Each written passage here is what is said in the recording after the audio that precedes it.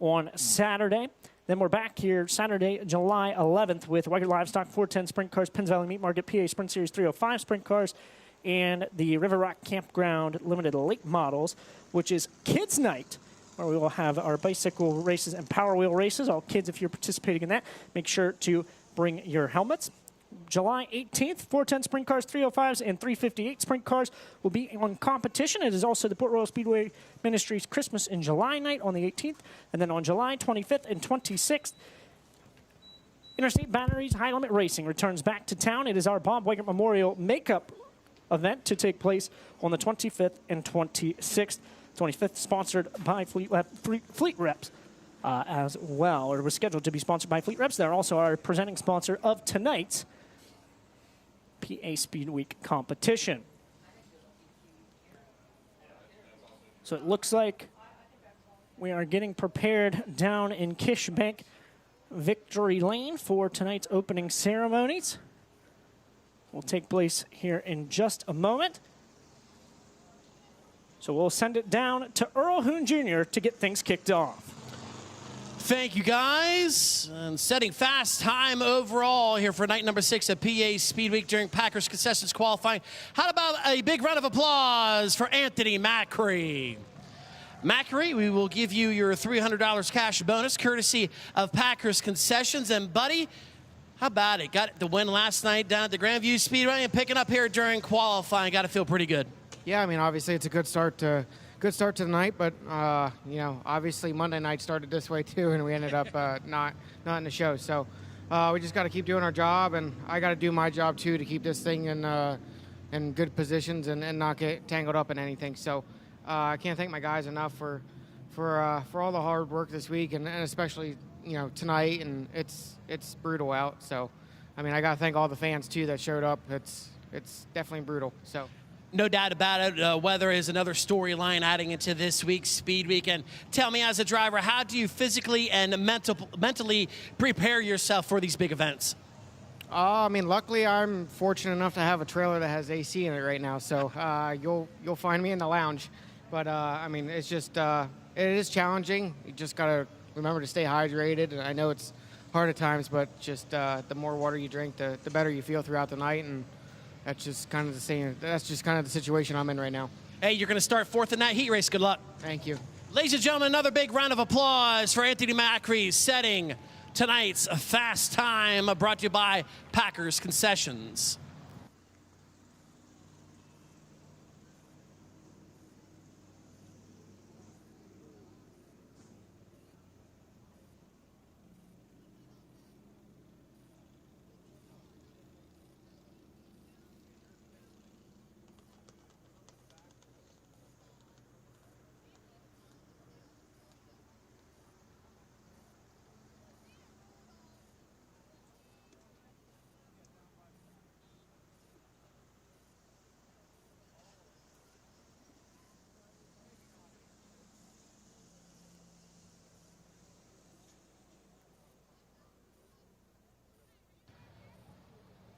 And on behalf of the Juniata County Ag Society, the Port Royal Speedway promotional team, and everyone else involved here at the Speed Palace, we thank you so much for coming out to night number 6 of PA Speed Week, brought to you by J&S Classics. At this time, we will go into this evening's opening ceremonies. So if you can, please rise. Gentlemen, remove cover.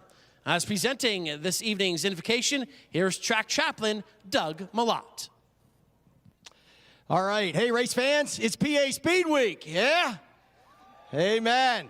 Hey, I got to tell you, I'm going to put a little spiel out. I hear often, people tell me that it's hotter than hell out. You know what? I'm here to tell you, brothers and sisters, hell's a lot harder. Get right with Jesus, all right? Let's bow for a moment of prayer, shall we? Gracious Heavenly Father, I do thank you so much for all that you do and continue to do at this Speedway. I thank you for the many blessings that you've shed upon this Speedway, for the many men and women that work so hard. There was men and women out here today, early in the mornings, and Lord, we ask for your hand of protection to be upon each and every every one of them. Be with the drivers tonight. Be with, let your angels fly as fast as they do around this speedway here at Port Royal. And gracious God, we do thank you. We give you all honor and glory as we come together now in this, the Pennsylvania Speed Weeks here at the Port Royal Speedway. So with that said, all glory and praise to our Lord and Savior Jesus Christ, as all of God's race fans said, amen. And now, to perform the Australian National Anthem, here is Mr. Lou Lloyd. Australians all, let us rejoice, for we are one and free, with golden soil and wealth of toil. Our home is girt by sea. Our land abounds in nature's gifts, of beauty rich and rare. In history's page, let every stage advance Australia fair. In joyful voices let us sing, advance Australia fair. Aussie, Aussie, Aussie. Now please remain standing as performing America's national anthem. Here is Miss Karen Wallace.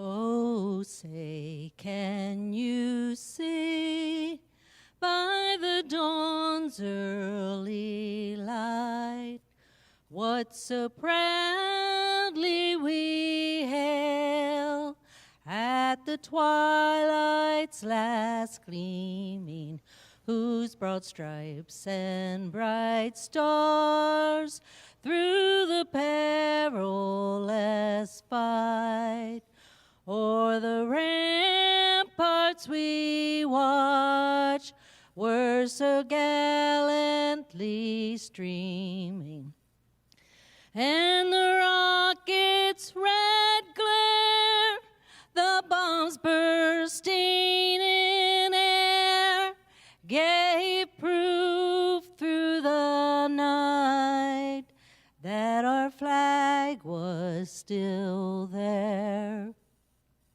Oh, say, does that star-spangled banner yet wave o'er the land of the free and the home of the brave? Thank you, Karen Wallace. Well, that's going to wrap up opening ceremonies here in Kishbank Victory Lane for night number 6 of PA Speed Week. We're going to take a short commercial break here on FloRacing, but when we come back, we're going to have heat races here at the Speed Palace.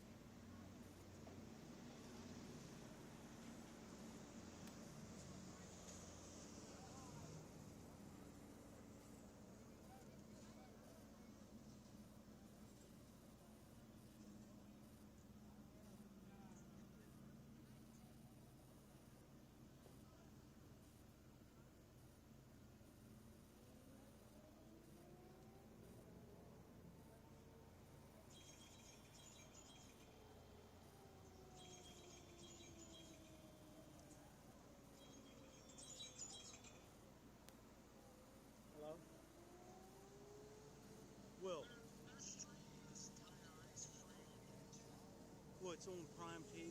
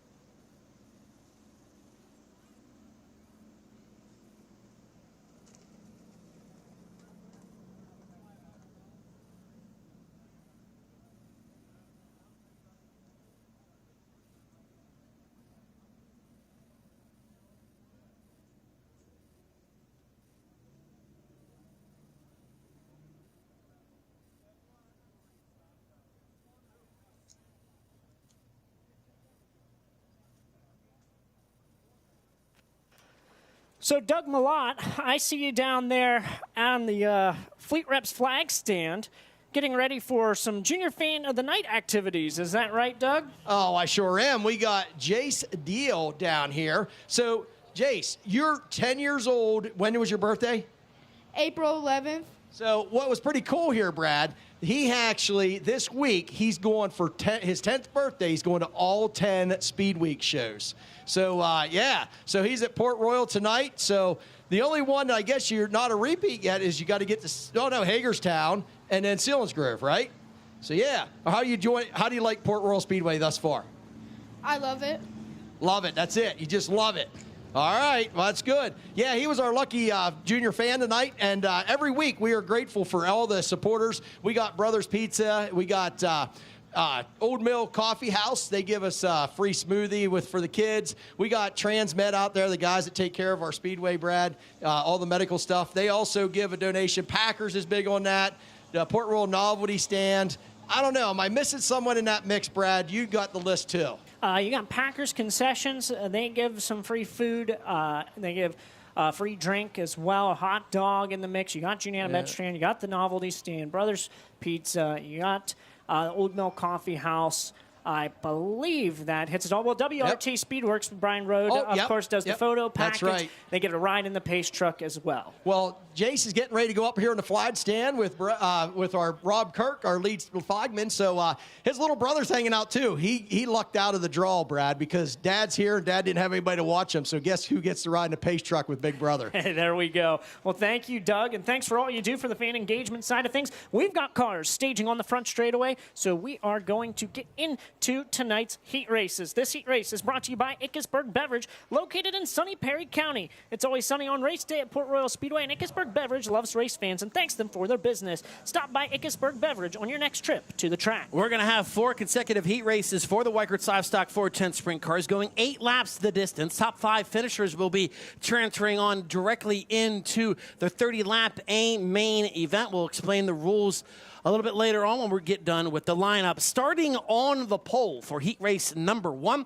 he's from Hanover in the Leland's Collectibles, Blazers Body Shop, Willwood Brakes, DMI 27 of Troy Wagaman Jr. Starting on the outside of row number 1, the driver is from Jacksonville, Oregon, in the Jugo Superfoods Avanti Windows and Doors, Pella Windows, Big Spring Car Wash, car number 13 of Tanner Holmes. Inside of row number 2, he now hails out of Knoxville, Iowa, in the Selinsgrove Ford TK Concrete Maxim Chassis, paved grade 55K. It will be Kerry Madsen, and to his outside from York, PA. In the Traco Manufacturing, Mountain Ridge Metals, Glenville Station Pub and Grub, G&L Capital, Hone Shell Welding 23 will be Chase Dietz. Starting in the 5th position from Broken Arrow, Oklahoma, in the Concord American Flagpole, High Performance Lubricants, Macquarie Concrete, Hefner Racing Enterprises. Car number 20, it's Brady Bacon. Then starting in the 6th position from right here in Port Royal, in the DL George & Sons, Beavers Auto Body, Dawson Performance, West End Automotive, 27S of Dylan Sisney. 7th starter comes from Liverpool, PA, in the Mountain View Travels, High Tech Metals, Village Square Plaza, C&B Chubby. Car number 11 is TJ Stutz, and his outside from Royersford, PA. In the Sunny Hill Trucking, TC Transport, Royalton Recycling, Kaufman Financial Group, 17B is Steve Buckwalter. We'll move to the 5th row, starting to the inside in the 9th position from Manchester in the Keller Contracting, Trash Right Dumpster Service, Brewer Home Improvements, Yoko Electric. Car number 71 is Logan Rumsey, and starting at 10th from Lebanon in the Adams Auto Sales, Fredericksburg Eagle Hotel, Blue Rock Farms, Key Warranty 99 of Devin Adams. 11th and final starter scheduled here for heat race number 1. He hails out of Lewistown, Pennsylvania, in the family-owned 2C. It'll be Corey Thornton. Now, heat races for the Speedweek format can get really interesting. We'll pay attention to the driver starting 4th, the 23 of Chase Dietz. Per Speedweek rules, fastest driver in each group will start 4th, right? The heat race winner, and if the fastest qualifier can transfer, they will move into the redraw. However, if that fastest qualifier goes on to win his heat race, he will eliminate a spot in that redraw. So a lot of things at stake here during these heat races. And these heat races throughout the entire Speedweek have been very entertaining. So we'll see what heat race number 1 has in store for us. Caution lights are out. We go green at the Packers concession chalk line in at turn 4. Troy Wagaman Jr. Tanner Holmes brings the field down. Green flag is out. We get underway. Good side-by-side action down the front straightaway here. Wagaman's going to slide up in front of Tanner Holmes. Chase Dietz, he's already up to third. Chase Dietz in the John Stamos 23 works the top side there in turn number 4. Has Holmes right in front of him. Will complete lap number 1. Your early leader is going to be the 27 of Troy Wagaman Jr. Dietz working a lane higher than that of Holmes, who works bottom middle of turns 1 and 2. Dietz looks to get a good head of steam down the back straightaway, looking to get into that runner-up spot. Just behind him, you have the 55K of Kerry Madsen hanging in 4th. Also, we got Brady Bacon in that 5th and final transfer. Bacon has had a very consistent speed week. Was able to get on the podium last night down at the Grandview Speedway as we got a battle shaping up here on the front straightaway for P3. Yeah, it looked like Dietz missed his marks a little bit there in turns 3 and 4, and Kerry Madsen made up a lot of ground on him. Now, Dietz back on the loud pedal, has not lost Tanner Holmes in second. Just now, Kerry Madsen a lot closer. A good run here from Madsen in turns 3 and 4. Down to the inside of Chase Dietz, can't make the pass. 4 laps in and 4 to go for the heat race number 1 as the battle still rages on for that 3rd spot between Chase Dietz and Kerry Madsen. Dietz knows Madsen is there, but still Kerry making that bottom side come to life. He's still on the tail tank of the 23. Now it's just making me question if Dietz missed his mark in 3 and 4 or if Kerry Madsen's just that good in the second set of corners, as we have just 2 laps to go this time by Troy Wagaman. He's your race leader, and he is comfortable out there in first. So 2 more laps to go in the opening heat race of night number 6 at PA Speedweek, brought to you by J&S Classics. Wagaman will go underneath the lap car, underneath the raised landscaping scoreboard as the white flag waves. Final time around. Troy Wagaman's lead was 1.7 seconds at the line last time by. At the white flag, his lead now a 2-second advantage as Holmes will deal with the lap car. Chase Dietz and Kerry Madsen just in behind him. Brady Bacon in that final transfer spot. With a half straightaway lead, he's already off of turn number 4. Troy Wagaman Jr. is going to win the first heat race of the night. Coming down to finish second, give it to the 13 of Tanner Holmes. Chase Dietz in the 23 finishing in 3rd. Kerry Madsen in the 55K 4th, and Brady Bacon in the 20 finishing in 5th. Heat race number 1 in the books, and it's car 27 of Troy Wagaman Jr. picking up the heat race number 1 win. Finishing in 2nd was the 13 of Tanner Holmes, 3rd the 23 of Chase Dietz, 4th the 55K of Kerry Madsen, and in 5th the final transfer spot, the 20 of Brady Bacon. 6th was the 71 of Logan Rumsey, 7th the 27S of Dylan Sisney, 8th the 11 of TJ Stutz, 9th the 17 B of Steve Buckwalter, 10th the 99 of Devin Adams, and in 11th the 2C of Corey Thornton. So Troy Wagaman Jr. and Chase Dietz will move into the redraw. Heat race number 2 is brought to you by Harshbarger Sub and Malt, serving you at 2 locations in McVeigh and Mifflintown. They serve great food in a 50s mood. They offer 24 flavors of homemade ice cream and great daily specials, which includes 50s Night Wednesdays. You can go like them on Facebook today. So here's how heat race number 2 is going to look. Starting on the pole from Southampton, New Jersey, in the Turret Engineering, Mid-Atlantic Transportation, Milky Way Restaurant, RBH Group 67, it's Justin Woodall. And starting on the outside of row number 1, he is from Aspers. The Snellbecker Electric, Drop of Ink Tattoo, Magoo's Motorcycles, Antietam Dairy and Ice Cream. Car number 8D, it's Billy Dietrich. Inside of row number 2 out of Fayetteville, PA, in the Low Bar Design, Low Bar Incorporated, Glenville Station, Conduit Connections. Car number 8, it is Lance DeWeese. And to his outside, from Alice Springs, Northern Territory, Australia, in the Tarleton & Sons, American Rock and Rent, Durst Schaefer's Performance Engines 21 is James McFadden.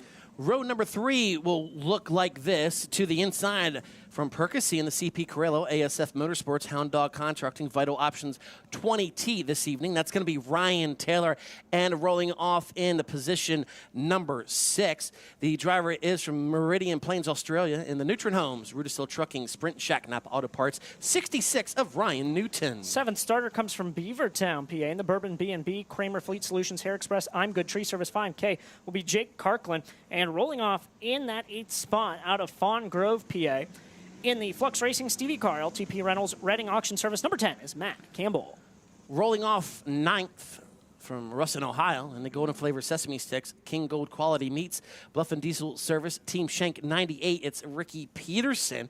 And starting in the 10th position, he is from Selinsgrove in the JB Financial, DC Smith Sales and Service, Born Again Metals, Travis Racing Engines, car number 7 of Chris Smith. Scheduled to roll out 11th in this one from Warrington, PA, in the Smith Titanium, Buck Striping, Livingston Lawn Care, Anthony Motorsports 19A would be Dominic Malaire. Again, we welcome everyone here from Fleet Reps, Kevin Walker and Company, sponsoring another fantastic show here at the Port Royal Speedway.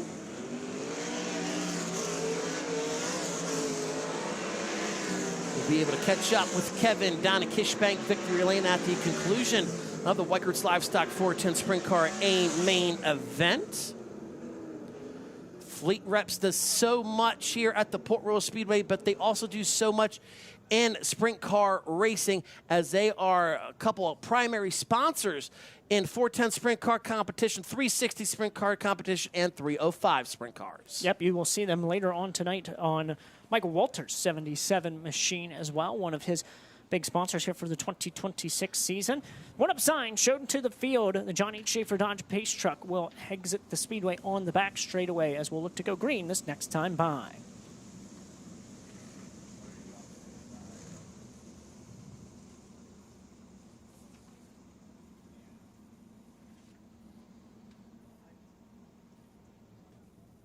Last year's track champion Justin Whittle starting on the pole here in heat race number 2. He knows exactly what's at stake. You gotta win to get into that very important redraw. We'll also keep our eye on James McFadden and the Tarleton-owned 21.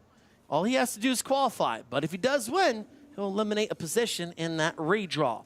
So see what happens. Another 8 laps around the Speed Palace as we get underway with heat race number 2.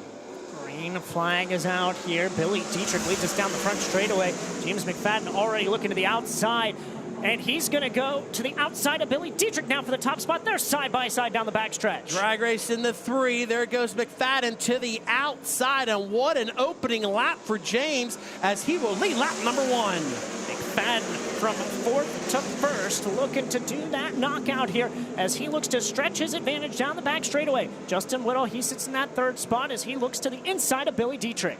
Whittle trying to find some bite down low to go underneath Billy Dietrich with nose to tail at the flag stand. Whittle takes a peek to the inside once again, but Dietrich has the momentum off of turn 2. Sitting in that 4th spot now, the 66 of Ryan Newton. He's up from his 6th place starting spot, so into a transfer position. Ryan Taylor, he's in 5th, and on the outside looking in the 8th of Lance DeWeese. Tip the cap to Ryan Taylor, looking pretty solid right now in that 5th and final transfer spot. Still trying to fend off the Sprint Car Hall of Famer of Lance DeWeese. DeWeese trying to transfer directly on into the A main. His speed week has been very up and down coming into night 6, but my goodness, as Newton was hard on the brakes going into turn 1 as Whittle shut the door for that 3rd position. Yeah, Whittle got a little bit loose in turns 3 and 4 last time around. Newton had a good run, but had to get hard on the binders in turns 1 and 2. As Lance DeWeese, he's reeled back in the 20T of Ryan Taylor for that final transfer spot. Track still very, very fast right now during the heat races. We're still down in to the 15-second bracket as McFadden, fastest driver out here in this heat race with 2 laps to go. His best lap time was a 15.890, and right now, Brad, he has the half straightaway lead over the field. Yeah, 2.5-second advantage. James McFadden has been looking very good. After qualifying, he hopped up into the 3rd place standings in the Speed Week points, bumping Brady Bacon by just 1 point as he just took the white flag. So McFadden will go into turns number 3 and 4 for the final time, and he pretty much can shut it off and coast it from there. Checkered is out. James McFadden will win heat race number 2 over Billy Dietrich and Justin Whittle.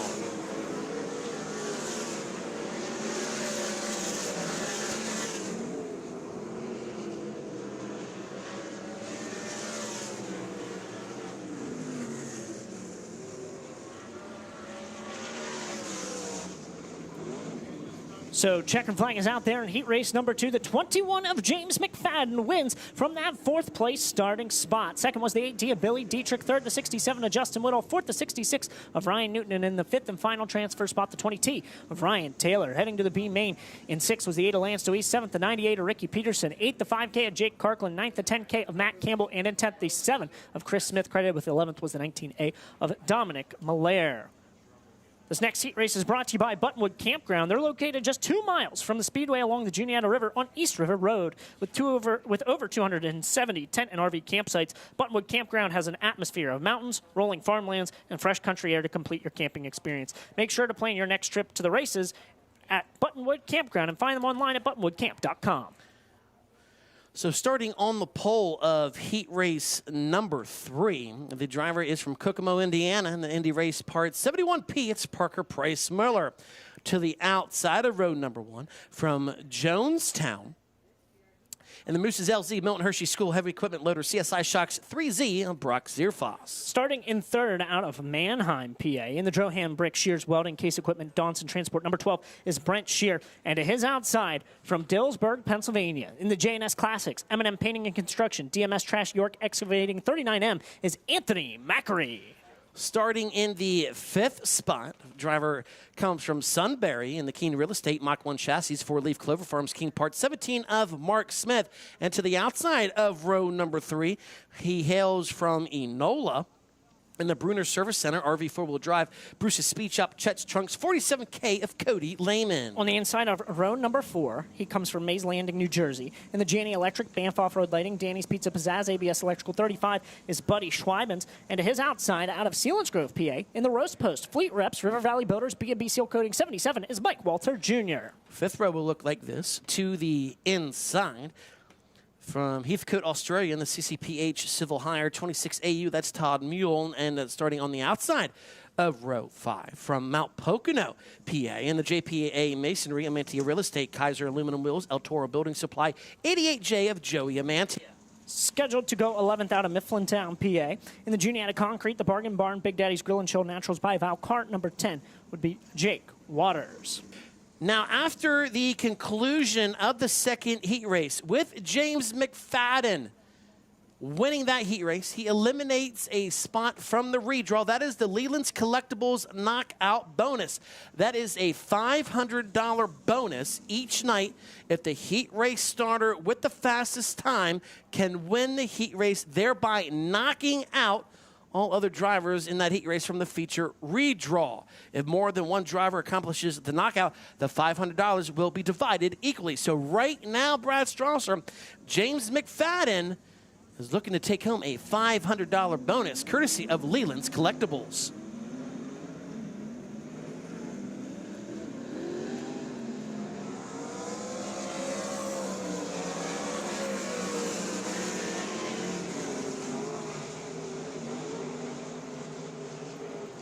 And believe it or not, I don't know if I mentioned this, that is the first time it has happened all week. Coming into night number 6 of P8 Speedweek. So James McFadden, the first driver all week to cash in right now for that Leland's Collectibles knockout bonus. So the driver is getting into shape here for the starting lineup of the 3rd heat race of the night for the Weikert's Livestock 410 Sprint Cars. Obviously, we'll keep our eye on the 4th starter, the 39M of Anthony Macri, see if he can do what James McFadden just did. But, Brad, I want to talk about the pole sitter, Parker Price Miller. Last year, during the Labor Day Classic, he was 1 lap away from getting his first career Port Royal victory in 410 Sprint Car competition. And who stole up at the car right to his outside? The 3Z of Brock Zierfoss. So those two got a little bit of history here for competing for wins at Port Royal Speedway. They're the front row of this heat race. We're going to go green at the Packers Concessions chalk line in turn 4 this time by. So who are going to be the next 5 drivers to make it into the A main event? We'll find out. Green flag is out. We get underway. Good start by Parker Price Miller. He'll jump out to the early lead. Zierfoss in that 2nd spot. Macri in 3rd. You got Brent Shear, Cody Lehman, your top 5 as we look to complete lap number 1. Macri working the bottom side, trying to keep the 3Z in his sights as we've got cars shuffling around the racetrack there in turn 4.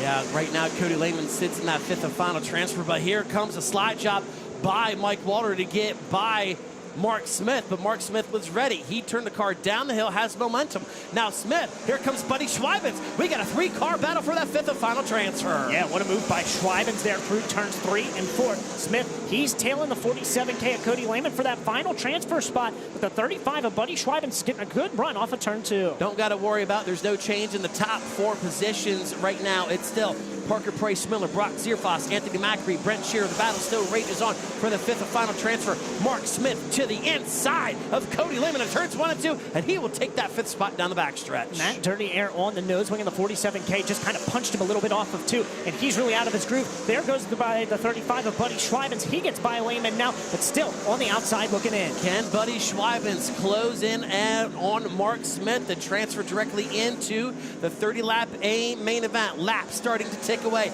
Right now, 3 laps to go in the 3rd heat race of the night. Parker Price Miller has a 1.3-second lead over the field. That last lap, Brock Zierfoss was able to cut 0.2 of a second off of the advantage of Parker Price Miller, but he had opened up to a 1.3-second advantage to this point. Has he built up enough lead as he's got twin sticks in the air? Track still very quick right now. Cushion is about halfway up halfway up in both ends of the racetrack as we're still down into the mid 15-second bracket.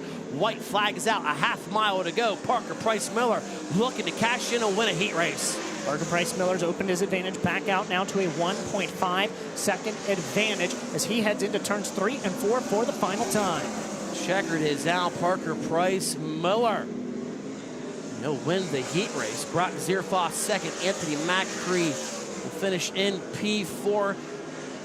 Macri third, Shearer fourth. Mark Smith at the line, finishing in that 5th and final transfer.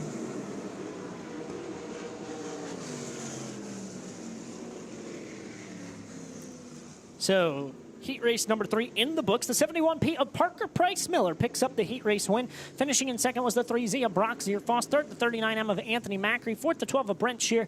And in fifth, the 17 of Mark Smith. Heading to the B main in car 35 was Buddy Schweibens in sixth. Seventh, the 77 of Michael Walter. Eighth was the AU26 of Todd Moley. Ninth, the 47K of Cody Lehman. 10th, the 88J of Joey Amantia. And credited with 11th, the 10 of Jake Waters. Fourth and final heat race is going to be brought to you by Penny and Bank. They're the official sponsor of the Kids Money Scramble coming up at the track in August. Penny and Bank is redefining banking through personal connections and personalized experiences for their customers. They provide banking and related financial services in your communities. Check them out online at pennyand.bank. So here's how they are going to go to the post for the final heat race of the night for the Weikert's Livestock 410 Sprint Cars. Starting on the pole from Kunkletown and the Lehigh Valley Industrial, Glenville Station, Public Grub, Jetco, Carmen Trucking, 69K, it's Ryan Smith. And starting to his outside, the driver is from Grantville in the J&S Classics. Tabworks, Hummel's Landscaping, Randy Shear Plumbing and Heating, 22 of Doug Hamaker. Inside of row number 2, the driver comes from Salfordville, PA. In the Trans-East Equipment, Pioneer Pole Buildings, Ken's Tires, Specialty Rigging, 51. It is Freddie Raymer, and to his outside from Harrisonville, PA. In the Sainer Brothers, Mac McGee Motorsports, John Ott Racing, Coleman Farms, 55. It is Logan Wagner. Third row will look like this. Looking to the inside from Lewis, Delaware, and the Capital Custom Trailers and Coaches, Betts Garage, Easy Go Golf Carts, Magoo's Motorcycles, 91, it's Preston Latimus, and rolling off in the 6th position, the driver hails from Newtown in the 410 Enterprises Fire and Safety Services, DHS Enterprises, IGA of Middleburg, 11T of Mikey Thompson. Starting in 7th, he comes from Gettysburg, Pennsylvania. In the Weikert's Livestock, RV 4-wheel drive, York Excavating, Speedway, Subaru, and Volkswagen, 48. It is Danny Dietrich. And to his outside from York, PA. In the McSherrystown Moose, Stevie Carr Motorsports, Livingston Lawn Care, straight out of Beer Hill X, is Dallas Shant. And starting in 9th from Allenwood in the White Bread Racing Enterprises, Wing Dynamics, Mungo's Tire and Service, JJ Speed Shop, 12J, it's Derek Hauk. And starting in the 10th position, he is from Mount Gambier, Australia, in the Auto Care 55 AU of Parker Scott. Scheduled to go 11th. He's from Wells Tannery, PA, in the R&R Motorsports, Mac McGee Motorsports, Thompson Town Cornerstone Deli and Restaurant. Number 95 would be Garrett Bard. So those are going to be your 11 starters making the call for the 4th and a final heat race for the Weikert's Livestock 410 Sprint Cars here on night number 6 of PA Speedweek, brought to you by J&S Classics. We also like to thank Red Robin Gourmet Burgers and Brews and Weikert's Livestock for coming on board for Speedweek as well. So after we are done with this heat race, the track crew are going to make a couple laps up top to try to widen out this track surface, and then we will go into 3 consecutive heat races for the URC sprint cars. Don't forget, make sure you come right back here on Saturday for the Greg Hodnett Classic, brought to you by Ramsey's Car Wash, another great business that does so much here in Juniata County, but also does so much here at the Port Royal Speedway. Yeah, Ramsey's Car Wash, our longest sponsor here at the racetrack. If you're heading out to the Speedway, you get to Rudders out across Tyson Hill, you take a left, you can find Ramsey's Car Wash right across from the Wise Markets. But a longtime supporter of us here at Port Royal Speedway. We're so grateful for what they do for us year after year. So we're looking and anticipating for the John Schaefer Dodge Pace truck to duck into the infield. Caution lights are out, and it will do so. Can Danny Dietrich finish 5th or better to transfer directly into the AIM main event? He starts inside row number 4. Got his work cut out for him. As the field approaches the Packers concession chalk line in turn 4, green is out. We're underway. Good side-by-side action. It's Ryan Smith with the advantage down the front straightaway. Freddie Raymer goes to the inside, forces Logan Wagner to bobble up just a bit. Wagner, he's holding on to that 4th spot. Preston Latimus in 5th right now. It's going to be challenged by the X of Dallas. Shot, nothing there. We come down to complete lap number 1. Ryan Smith is your leader. Running 2nd, Doug Handmaker. Freddie Raymer, not 51, holds down 3rd. Latimus battling off with Dallas Shot in that X. That's a battle for the final transfer spot. Shot looking down low of Latimus momentarily, but the 91 of Latimus holding on to 5th for now. Latimus looking good right now in that 91, trying to make that car as wide as it can be.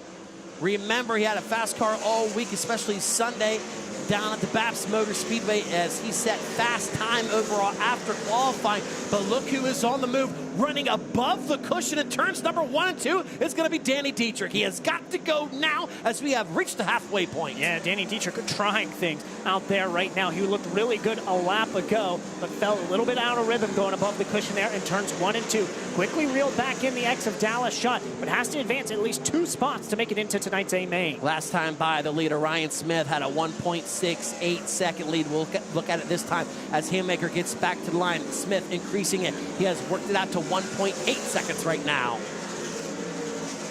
Your top 5, they're comfortable in their positions right now. Your closest battle is between Shot and Dietrich for that 6th spot. Dietrich reeled and Shot back in, but Shot holding them off as there's about a 1 second difference between Dallas Shot and Preston Latimus. Dietrich to his inside right now, but Shot holds on to it off 2.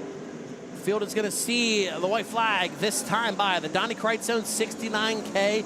Smooth sailing here in the final heat race of the night. Also tip of the cap to Doug Handmaker, looking strong right now, running in that 2nd position with the JNS Classics 22. But meanwhile, Brad, they'll see the check flag this time by Ryan Smith in the 69K Port Royal Speedway points leader. He will pick up the 4th and final heat race of the night.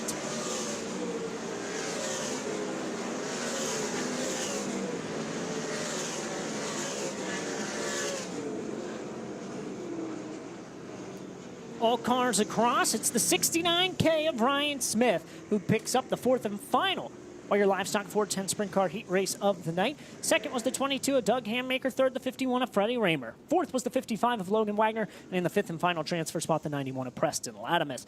Heading to the B main in car 48 was Danny Dietrich in 6th. 7th was the X of Dallas Shot. 8th, the 11T of Mike Thompson. 9th, the AU55 of Parker Scott. 10th, the 12J of Derek Houck, credited with 11th and 95 of Garrett Bard.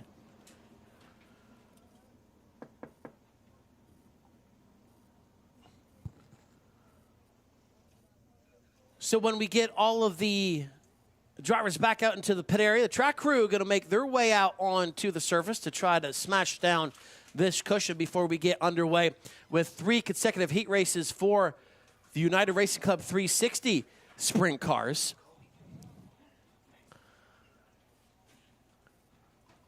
And if you're tuning in at home on FloRacing, we're going to take a short commercial break. But when we come back, we're going to have more coming from the Port Royal Speedway for night number 6 of PA Speedweek, brought to you by JNS Classics.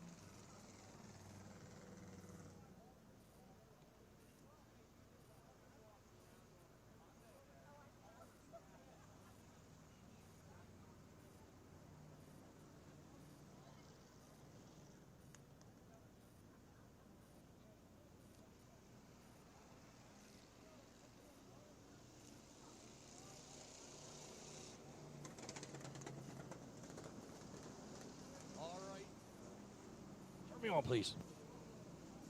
God, Doug Malak, take it away, my friend. All right, race fans. So I am in the infield here, and I am standing behind the restrooms in Packers concession, Earl. And I got some ice cream vouchers, free small ice cream from Cornerstone Deli. So, kids, it's hot. I'm not going to move from this spot. If you want ice cream, come see Doug. All right, any takers? Where are they at? I see some running. Here they come. Cornerstone Deli. It's down in Thompsontown, not that far from here. All right. Oh, what's your name, honey? Oliver. Oh, Oliver. All right, your mom's #1 fan. That's awesome. There you are. Go get some ice cream. All right, who else wants ice cream? I got one behind me. What's your name? Brayden. Brayden. You from around here? Millersburg. Oh, that's close enough. Here, you're going to stop in Thompsontown. Get yourself some ice cream. Thanks to the Cornerstone Deli. All right. Yep, you're welcome. Anybody else? We got some more coming here. I thank Tom and his wife there. They really help us out all the time. They give us a lot of certificates. They're right on board with Harshburgers as well. Good supporters. All right, kids, you don't want any ice cream? It's hot. Come on, where are you at? Oh, now they're coming. All right, let's go. I don't know why I had to motivate you so hard. All right, you got a Macri shirt. Is that who's winning tonight? All right, what's your name? Roslyn. Roslyn. Oh, Roslyn. Oh, that's nice. All right, here you are, buddy. You got one? You want it? Yeah, he's reaching for the pack. He's like, give me all of them. All right, what's your name? Penelope. Penelope. I remember you, Penelope.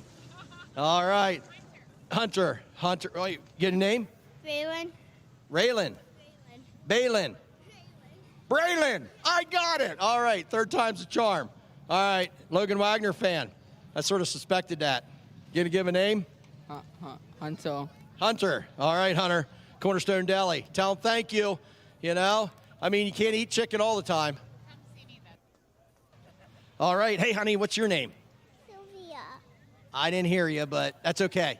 Say it again. Sylvia. Sylvia. Sylvia's going to get ice cream. Hey, Brady Bacon fan, you think he's winning tonight? No. What are you wearing a shirt for then? All right. Have fun with the ice cream.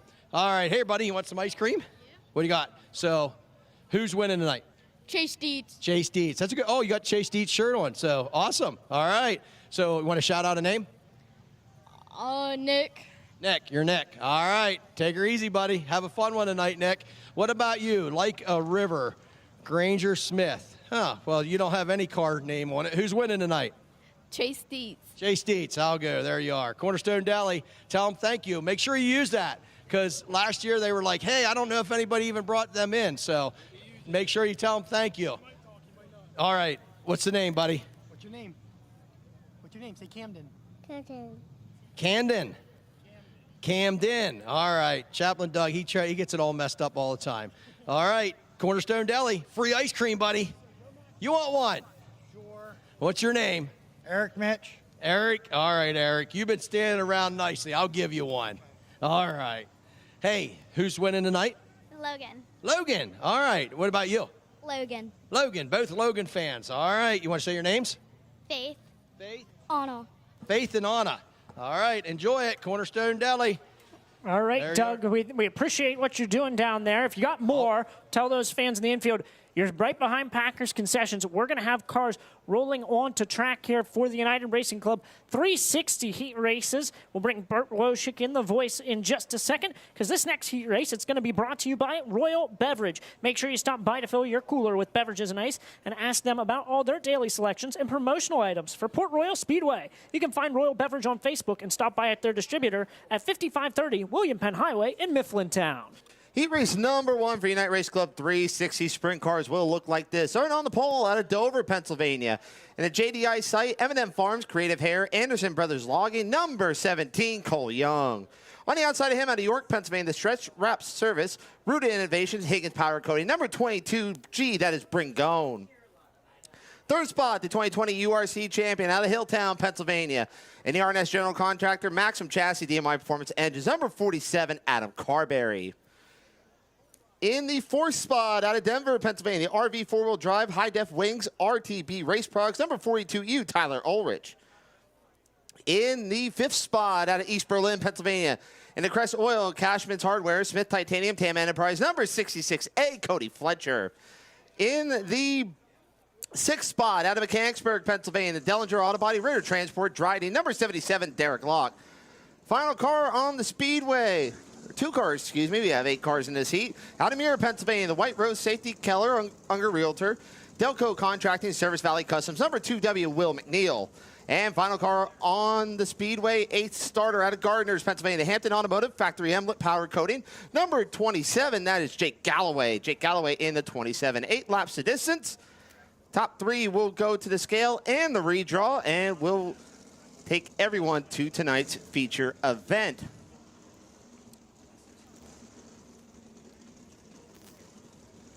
So as cars get pushed off here, big shout out to everyone watching on Flow and Prime.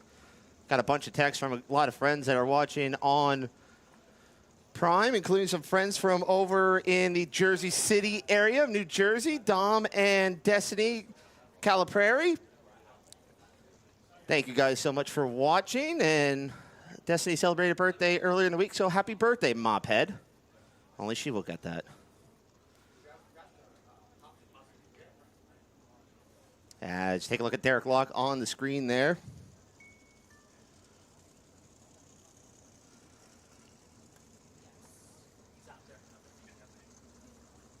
Locke took home a win last year with the Night Race Club up at the Selinsgrove Speedway after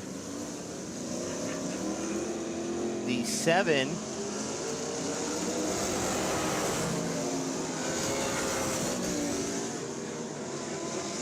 in the Bob Lillick number 7 was DQ'd. As we get ready to go for heat race number 1 for United Race Club 360 Sprint Cars.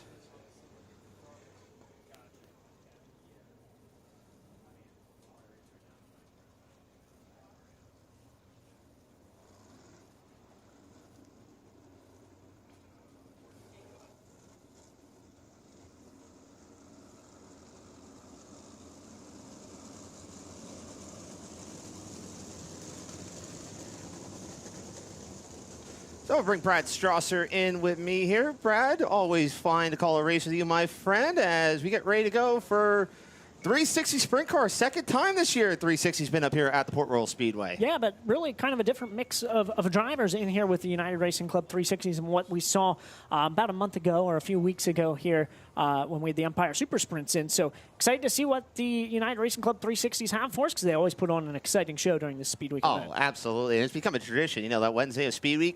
410s and the URC. What more can you ask for up here in Julian County? As Cole Young and Bringone bring them to the stripe.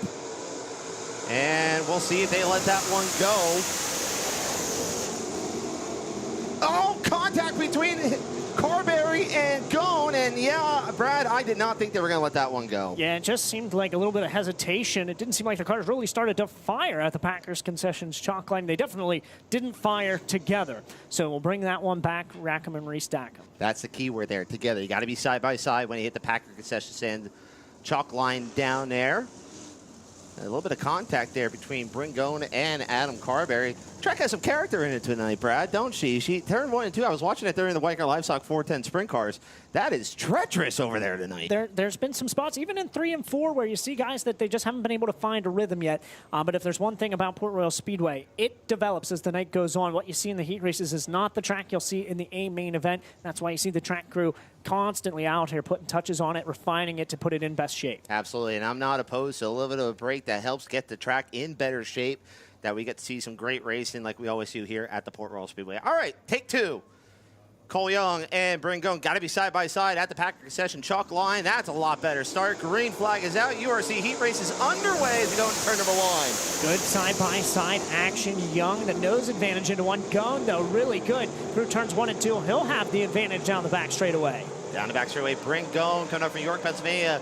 A long-time runner with the United Race Club 360 Sprint Cars and a relative newcomer with Cole Young. Young has been doing a lot of running down at the Lincoln Speedway in the 358 division, as well as Lindstrom Speedway.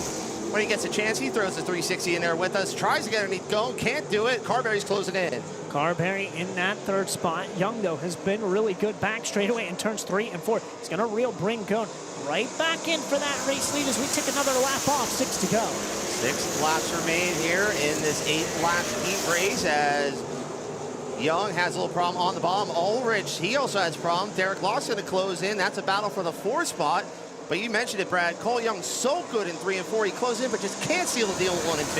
See if he figures it out this time around. Gets in hot into 1 and is going to lose some ground, but maybe is a little bit more consistent that time around as we got a car having some issues. Still able to keep it going, so we'll stay green. Yeah, that was Cody Fletcher. Will McNeil made contact going into turn number 1 there. Good job by Will McNeil to wheel that thing back straight and to hold on to it as, again, Young is there on going down the back straight, but again, off of turn 2, just cannot find the way off of turn 2. Great off of 4, can't do it off of 2. Let's see how he handles. Gets a bit sideways this time through the middle of turns 3 and 4. Doesn't lose a lot of ground, but doesn't gain the amount that he has been these last couple of times around. 3 laps to go. Good set of corners this time for Cole Young.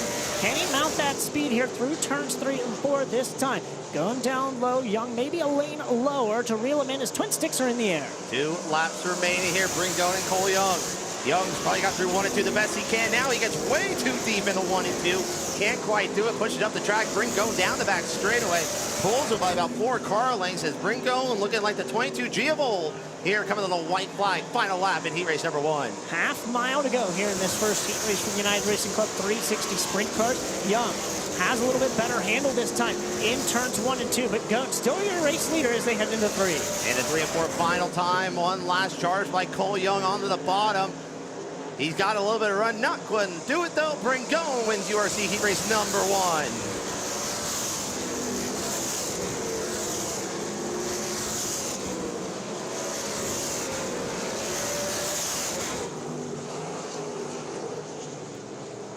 Heat race number 1 in the books for the United Racing Club 360 Sprint Cars. The 22G of Bringone picks up the heat race win. Second was the 17 of Cole Young. Third, the 47 of Adam Carberry. Fourth, the 42U of Tyler Orch. Fifth, the 77 of Derek Locke. Sixth, the 66A of Cody Fletcher. Seventh, the 2W of Will McNeil. And in eighth, the 27 of Jake Galloway.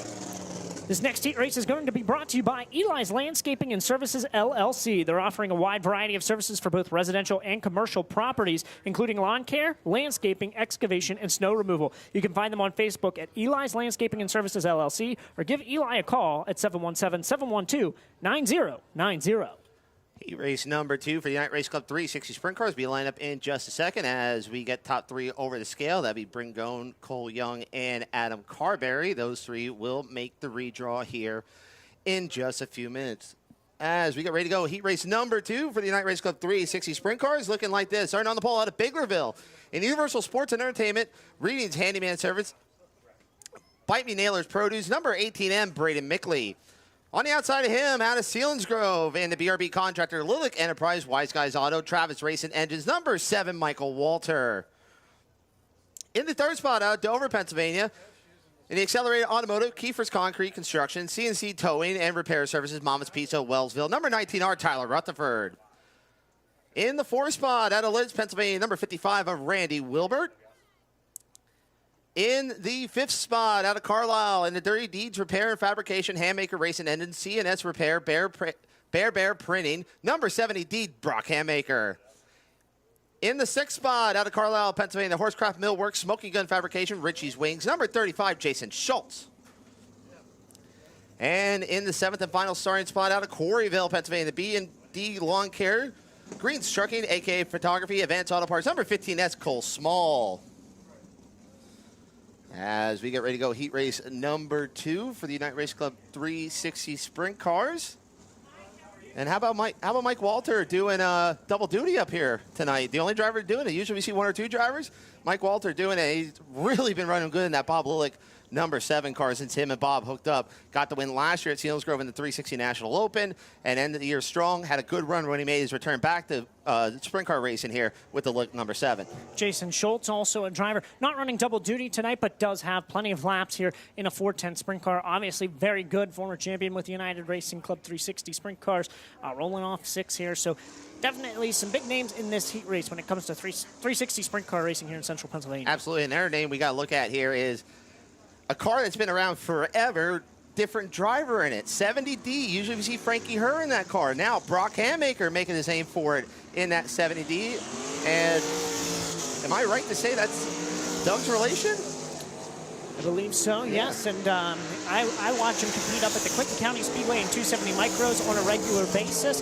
Does a very good job out there competing in 270 micros on Friday nights at the Clinton County Speedway. So excited to see what he can do in the 70D here tonight. Absolutely, as cars find their homes here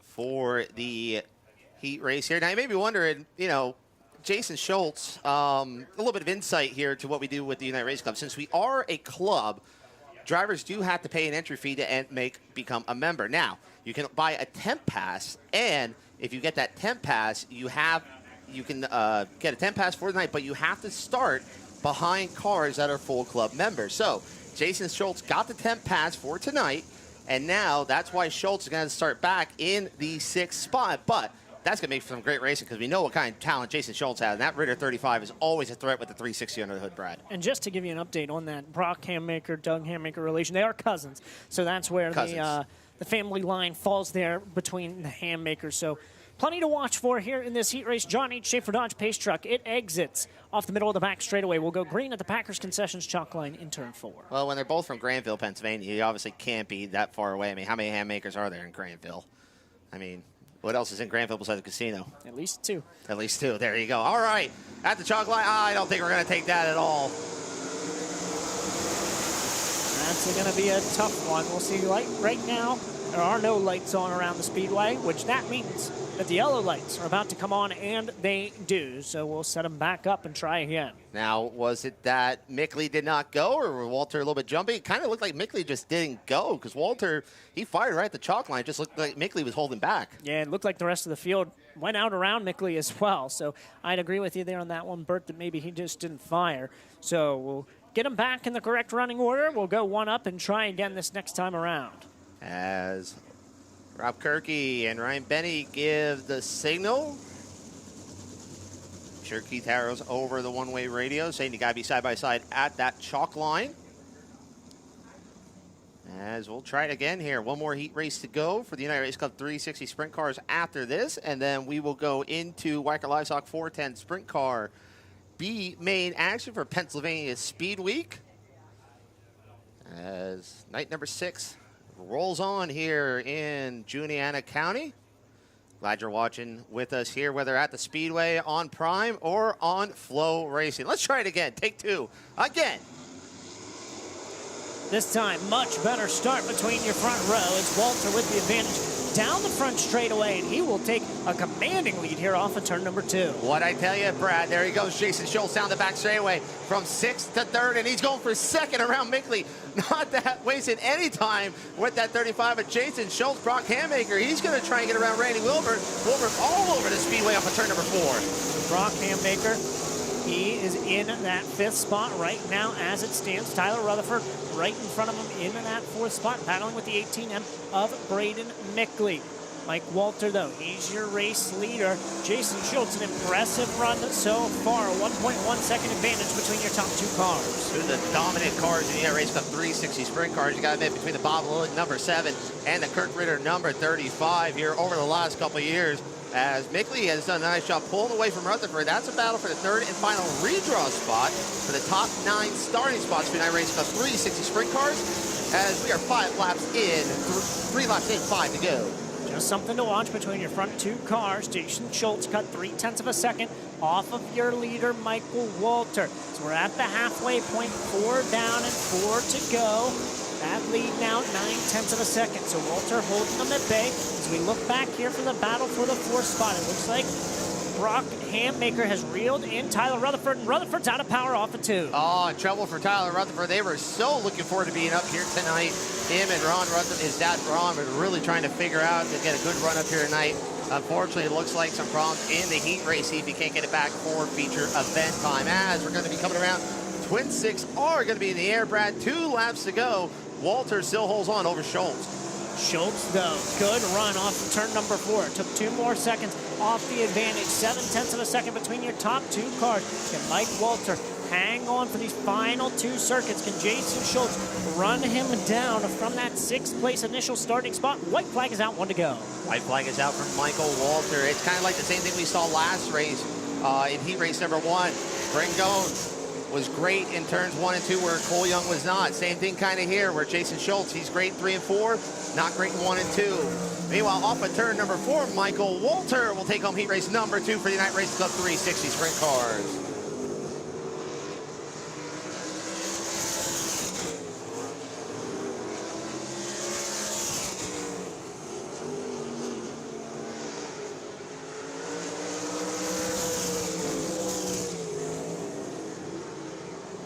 All cars across. It's the 7 of Michael Walter picking up the 2nd heat race win for the United Racing Club 360 Sprint Cars. 2nd was the 35 of Jason Schultz. 3rd, the 18M of Braden Mickley. 4th, the 70D of Brock Handmaker. 5th was the 55W of Randy Wilbert. 6th, the 15S of Cole Small. And credited with 7th, the 19R of Tyler Rutherford. This final heat race of the night is going to be brought to you by Addicted to Dirt PR and Media Management, who enhances race teams' visibility through strategic PR services. A2D can manage your PR for you and provide consulting to help you manage your own PR effectively and affordably to build a loyal fan base and attract marketing partners. Visit A2DPR.com to learn more. And you will not find a better man than Richie Watt. That man is so hard-working. Such a great man. Love seeing him every time there. He always has some kind of refreshment for me, though, every time I see him. Except tonight. He didn't have nothing for me. I'm kind of a little disappointed, Richie. But now, go check out Addicted to Dirt. Richie does a phenomenal job with everything he does with that business he's built up. As heat race number 3 for the United Race Club 360 Sprint Cars come on to the Speedway now.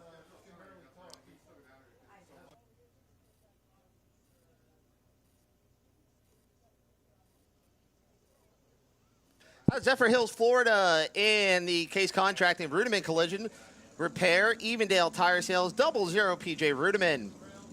On the outside of him, out of Merchtown, Pennsylvania. In the Victory Auto Glass, Dr. Diesel McBrothers Overhead Doors, Gessie Chiropractic, number 63, Big Shoots, Josh Weller. In the 4th spot, out of Mooresville, Pennsylvania. In the Bollinger Septic, R&R Auto Group, TSE Logistics, Specialty Rigging, number 11, Dylan Smith. In the 4th spot, out Julian, Pennsylvania. In TC Transport, Rich's Amco, Great Clips, Victoria Signs, number 71, Josh Spicer. In the 5th spot, winner last time out with the United Race Club at the Bridgeport Motorsports Park.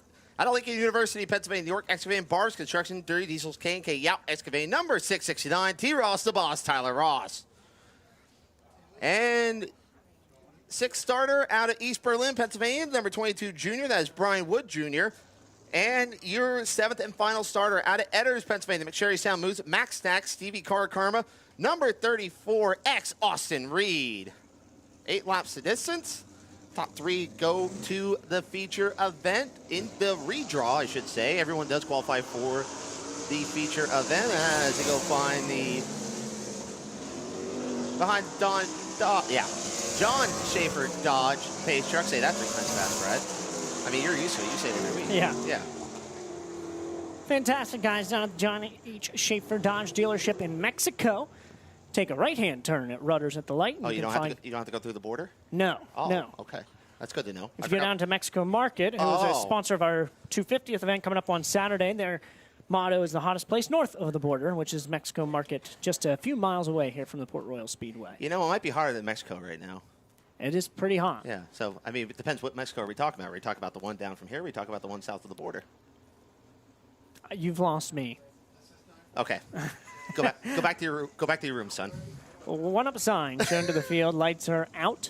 We'll go green this next time by 8 laps the distance here in this final United Racing Club 360 heat race. And then we will have 2 Wagner Livestock 410 Sprint Car B mains to come. Now, the wealth of knowledge that he is, Brian Householder up here, was telling me that the 00 of PJ Rudiman, that is, I believe he said it is Buzzy Rudiman's great nephew. Is that right, Brian?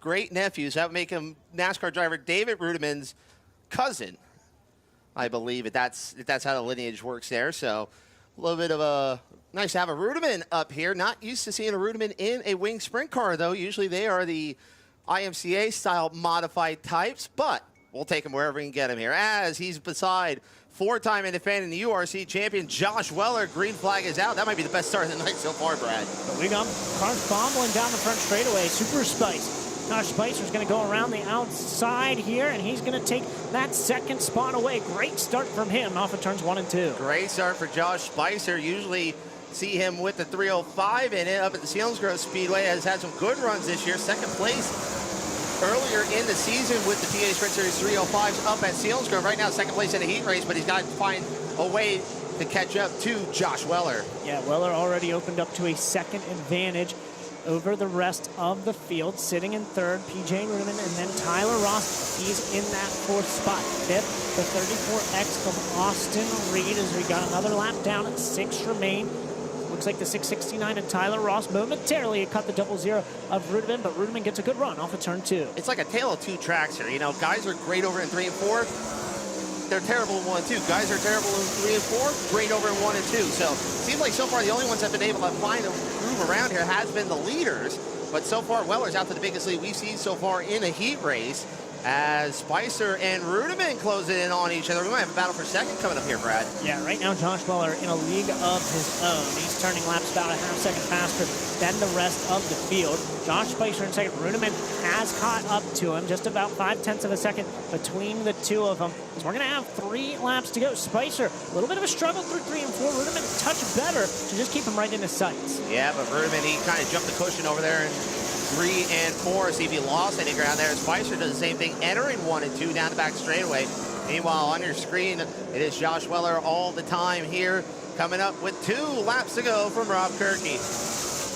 A mile to go here in this final heat race.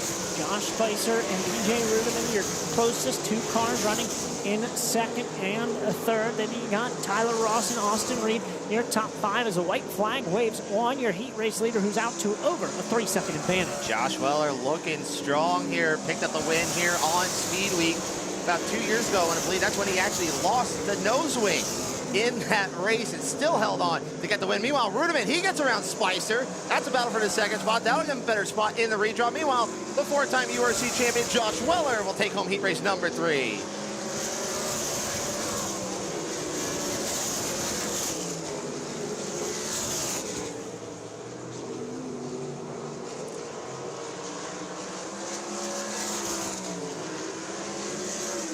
No checker flag coming out here. Credit with 7th, the 22 junior of Brian Wolf, 6th, the 11th, the Dylan Smith, 5th, the 34X of Austin Reed, 4th, the 669 of Tyler Ross. 3rd will be the 71 of Josh Spicer, 2nd, the 00 of PJ Rudiman, and winning URC Sprint Car Heat Race number 3 out of Mertztown, number 63. How about a round of applause for Big Shoots Josh Weller? That will do it for our 3 heat races for Unite Race Club 360 Sprint Cars. We're back with our feature in a little bit. Right now, I believe we're going to get ready to go B-main action for the Weicker Livestock 410 Sprint Cars. Back over to Brad Strasser and Earl Hoon Jr. Thank you, Bert. So we will have 2 B mains here for the Weicker Livestock 410 Sprint Cars. And as they stage out onto the track now, here is how they are going to line up for B main number 1. Starting on the front row to the inside, out of Fayetteville, Pennsylvania, in the Low Bar Design, Low Bar Incorporated, Glenville Station Conduit Connections, car number 8 is Lance DeWeese. And to his outside from Manchester, PA, in the Keller Contracting, Trash Right Dumpster Service, Brewer Home Improvements, Yoko Electric 71 is Logan Rumsey. Rolling off in the 3rd position from right here in Port Royal in the DL Jordan Sons Beavers Auto Body, Dawson Performance West End Automotive 27S. That's going to be Dylan Sisney. And starting on the outside of row number 2 in the 4th position from Rossin, Ohio, in the Go to Flavor Sesame Sticks, King Cold Quality Meats, Bluffton Diesel Service, Team Shank 98 of Ricky Peterson. Inside of row number 3 from Liverpool, PA, in the Mountain View Travels, High Tech Metals, Village Square Plaza, CMB Chubby, car number 11 is TJ Stutz. And to his outside from Beavertown, PA, in the Bourbon B&B, Kramer Fleet Solutions, Hair Express, I'm Good Tree Service, 5K is Jake Carkland. Starting in the 7th position from Royersford in the Sunny Hill Trucking, TC Transportation, Royalton Recycling, Kaufman Financial Group, 17B, that's Stevie Buckwalter. And starting in the 8th position. The driver is from Fawn Grove in the FloRacing Stevie Carr LTP Rentals Reading Auction Service 10K this evening. Matt Campbell. Rolling off inside row number 5 out of Lebanon, PA. In the Adams Auto Sales, Fredericksburg Eagle Hotel, Blue Rock Farms Key Warranty 99 will be Devin Adams. And his outside from Sealands Grove, PA, in the JB Financial, DC Smith Sales and Service, Born Again Metals, Travis Racing Engines. Number 7 is Chris Smith. 6th and final row lines up this way, starting 11th from Lewistown in the family-owned 2C. That's Corey Thornton. And starting in the 12th position, the driver is from Warrington in the Smith Titanium Buck Striping Livingston Lawn Care Anthony Motorsports 19A of Dominic Malaire. 10 laps will be the distance. Top 2 finishers will move on into night number 6 of PA Speedweek.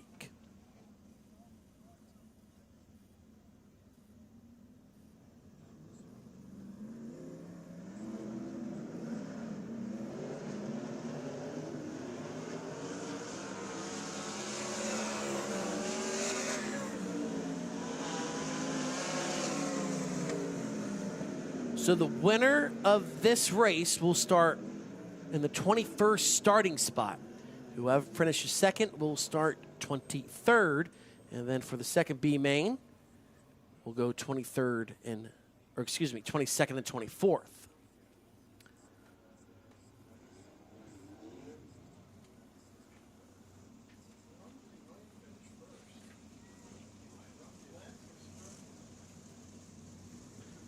So it looks like 9 cars are going to make the call.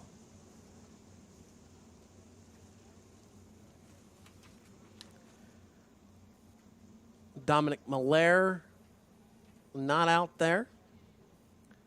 I don't see the 99 of Devin Adams.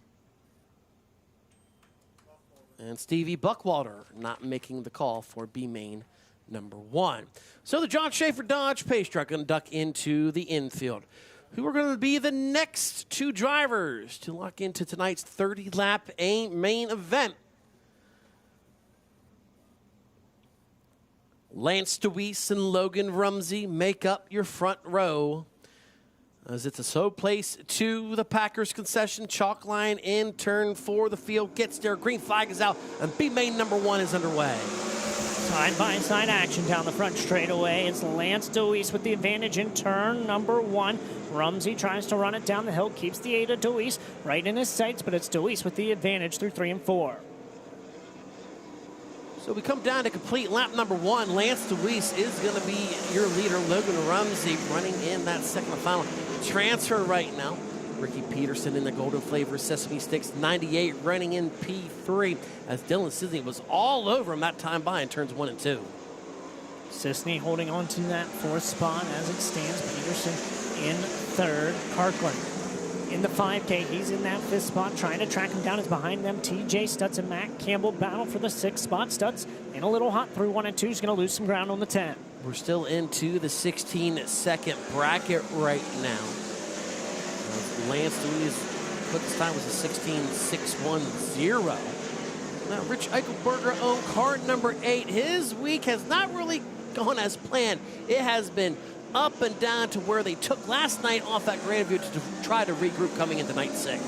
And a story that we've seen before out of Lance DeWeese is that maybe if the heat race doesn't go his way, you see him win a B main, and then he's a hard-charging car here at Port Royal Speedway in the A main. He will be one to watch if he is able to finish this B main where he stands and move into tonight's A main event. And how about the driver running in the runner-up spot? Logan Rumsey has been really opening up a lot of eyes when we're talking about 410 sprint car racing, because if you remember, he was able to pick up his very first career 410 win a couple months ago down at the Williams Grove Speedway.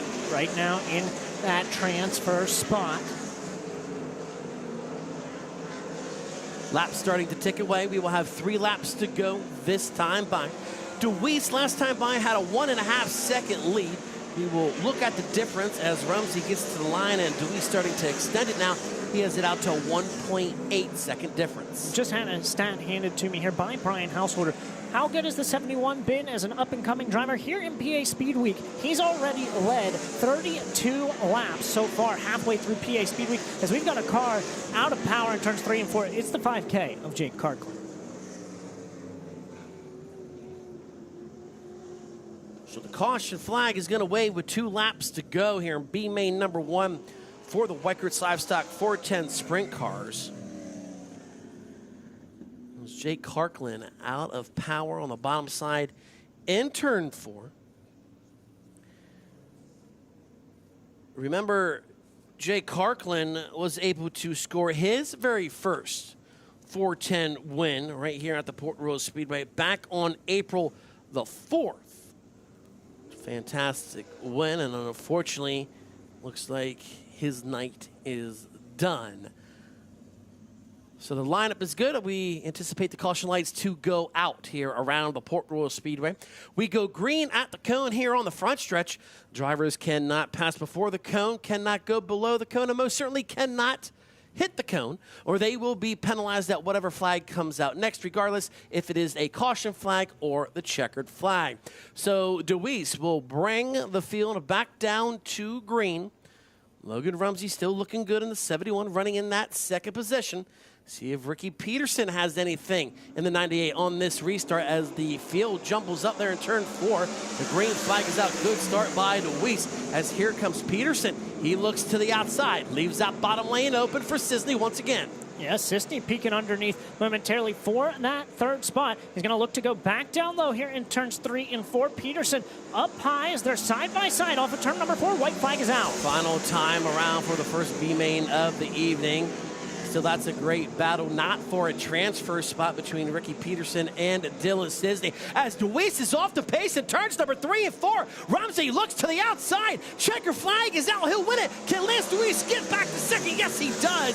Something going awry with the low bar number 8 of DeWeese. He was still able to finish in that second, a final transfer. Not quite sure what is wrong, but regardless, he will finish second to move into tonight's feature event. Winning will be the 71 of Logan Rumsey. Third will be the 98 of Ricky Peterson. Fourth, the 27S of Dylan Sisney. Fifth, the 10K of Matt Campbell. Finishing sixth, the 11 of TJ Stutz. Seventh will go to the 7 of Chris Smith. And finishing eighth is the 2C of Corey Thornton. Then you have the 5K Jake Carklin, the 17B Stevie Buckwalter, the 99 of Devin Adams, and the 19A of Dominic Malaire. Weikert Livestock 410 Sprint Car B main number 2 is going to make its way out onto the track now. Here's how they will line up. Starting inside of row number 1 out of Enola, Pennsylvania. In the Bruner Service Center, RV 4-wheel drive, Bruce's Speed Shop, Chet's Trunks. 47K is Cody Lehman. And to his outside from Mays Landing, New Jersey, in the Janney Electric, Banff Off-Road Lighting, Danny's Pizza Pizzazz, ABS Electrical 35 is Buddy Schweibens. Row 2 will look like this, rolling off in the third position. The driver is from Gettysburg. And the Weikert's Livestock RV 4-wheel drive, York Excavating, Speedway, Subaru, and Volkswagen. 48 of Danny Dietrich. And starting in the fourth position, the driver hails from Selinsgrove. In the Rose Post, Fleet Reps, River Valley Builders, B&B Silk Coating, 77 of Michael Walter Jr. Inside of row number 3 from York, PA, in the McSherry's Town Moose, Stevie Car Motorsports, Livingston's Lawn Care. Straight out of Beer Hill X is Dallas Schott. And to his outside from Heathcote, Australia. In the CCPH Civil Hire 26AU, it is Todd Moley. Starting in P7 from Newtown in the 410 Enterprises, Fire and Safety Services, DHS Enterprises, IGA of Middleburg, 11T, it's Mikey Thompson. Starting on the outside of row number 4, the driver hails from Mount Gambier, Australia. In the auto count, 55 AU, Parker Scott. Ninth starter comes from Mount Pocono, Pennsylvania. He's in the JPA Masonry, Amantia Real Estate, Kaiser Aluminum Wheels, El Toro Building Supply, 88J is Joey Amantia. And to his outside from Allenwood, PA. In the White Bread Racing Enterprises, Wing Dynamics, Bungo's Tire and Service, JJ Speed Shop 12J is Derek Hauk. Final row will look like this, rolling off in the 11th position. From Mifflintown in the Juniata Concrete, the Bargain Barn, Big Daddy's Grill and Chill, Naturals by Foul. Car number 10 of Jake Waters, and going in the 12th position. From Wells Tannery in the R&R Motorsports, Mac McGee Motorsports, Thompsontown Cornerstone Deli and Restaurant, 95 of Garrett Bard.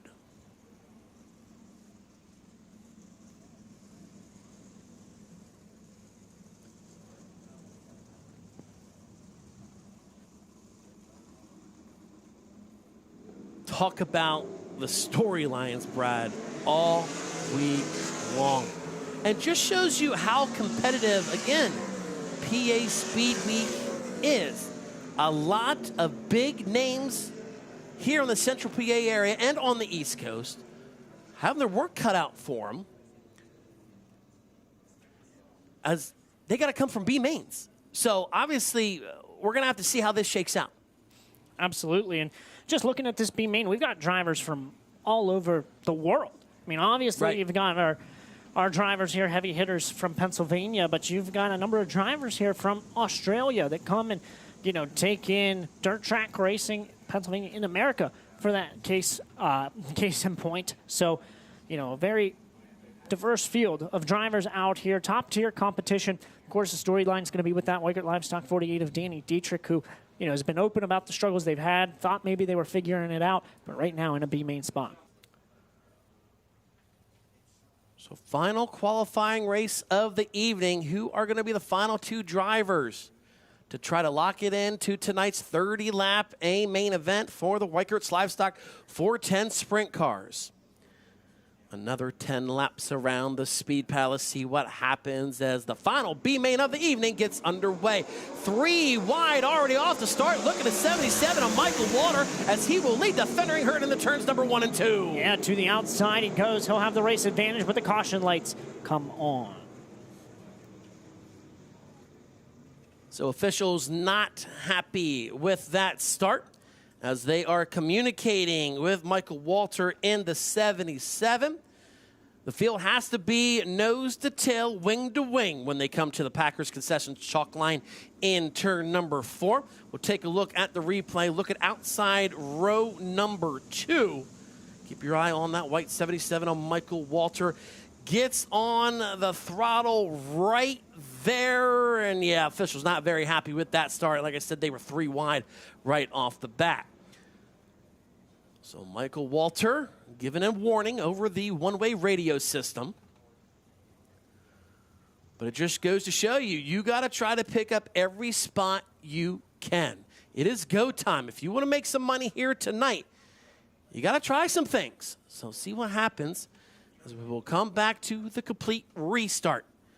Cody Lehman and Buddy Schweibens comes down to the line. Green flag is out. We're back underway. This time it's a good start for Cody Lehman. Still pretty good start for Mike Walter Jr., but not able to battle for a top 2 spot as Danny Dietrich might poke to the inside of the 77 and battle for 3rd. Dietrich looked to the inside momentarily in turn 3, washes high up the hill. He goes off at turn 4. Your leader is going to be the 47K of Cody Lehman. Buddy Schweibens rolling into that runner-up spot.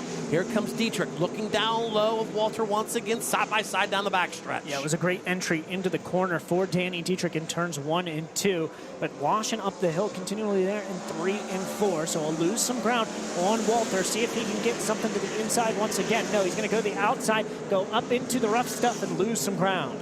So now here comes the 11T of Mikey Thompson going to apply pressure to the 48 of Danny Dietrich. That is a battle shaping up for that 4th position. Remember, those 2 drivers are on the outside looking in right now as Cody Lehman really starting to stretch his lead out right now. It was an even 1 second last time by. Yeah, right now, Buddy Schweibens in that 2nd spot as we've got 6 laps remaining. The advantage between your top 2. Schweibens able to cut it down just a touch. It's 9/10 of a second. Can he reel in Cody Lehman here in these final 6 laps? So we will come to 5 laps to go when the field gets back to the start-finish line as we are halfway in the final B main of the evening. Still Danny Dietrich trying to find a way around Michael Walter for that 3rd spot, but catching someone and passing someone, 2 totally different things. Yeah, he's got him in his sights. He's made some attempts at him earlier in this B main, just has not been able to get it done. We've only got 4 laps remaining. Both those guys need to advance at least 1 more position to get into tonight's A main. Cody Lehman trying to bring it home to win B main number 2 for the White Coast Livestock 410 sprint cars. Working lap traffic right now, as next time by he will see the Twin Sticks. Right now, Buddy Schweiman's fastest car on track. He's in the 16-second bracket. So we're going to have Twin Sticks in the air. 2 more laps to go. Buddy Schweiman's, he's right there. Nose to tail into turns number 1 and 2. Schweiman's about 3 car lengths back from Cody Lehman. They will come to the white flag this time by. Lehman looking like that car is having a little bit of difficulty on the entry into the turn, and that is where Schweiman's could really close in. Schweiman's right to the tail of the 47K. He's got him right in his sights. Does he have a good 3 and 4? Does he just take it easy? They're both in transfer spots. As we go through the final set of corners, checkered flag is out, and it's going to be the 47K of Cody Lehman picking up the B main win.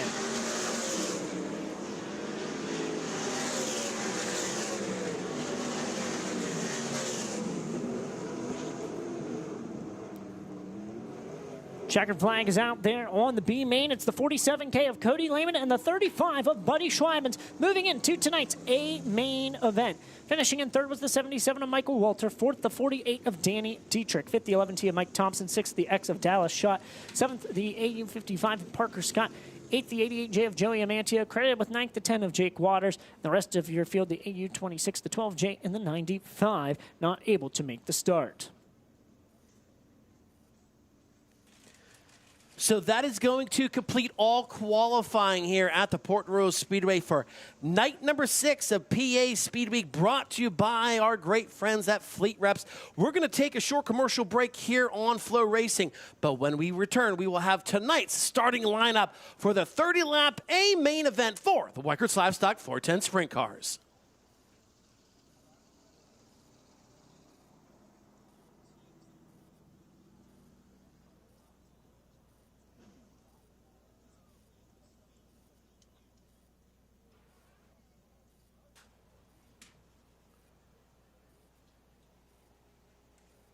Push trucks, let's start making your way out onto the Speedway, please. Push trucks, we need you onto the Speedway, please.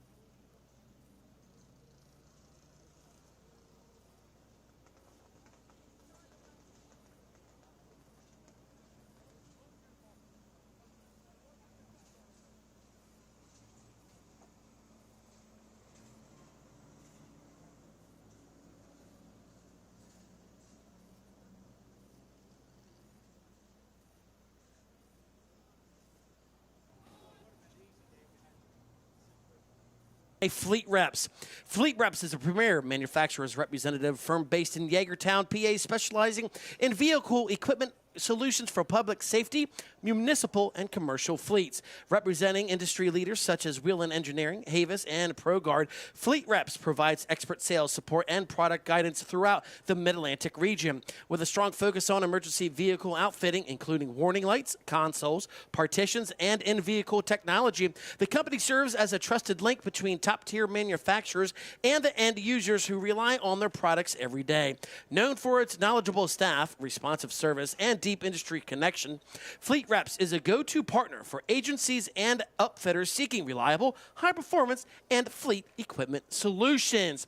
In a matter of moments, 410 sprint cars are going to make their way out onto the racetrack. As ladies and gentlemen, on behalf of the Port Royal Speedway, the Juniata County Ag Society, and everyone else here at the Speed Palace, we thank you so very much for coming out here this evening, and we thank everyone at home for tuning in on FloRacing.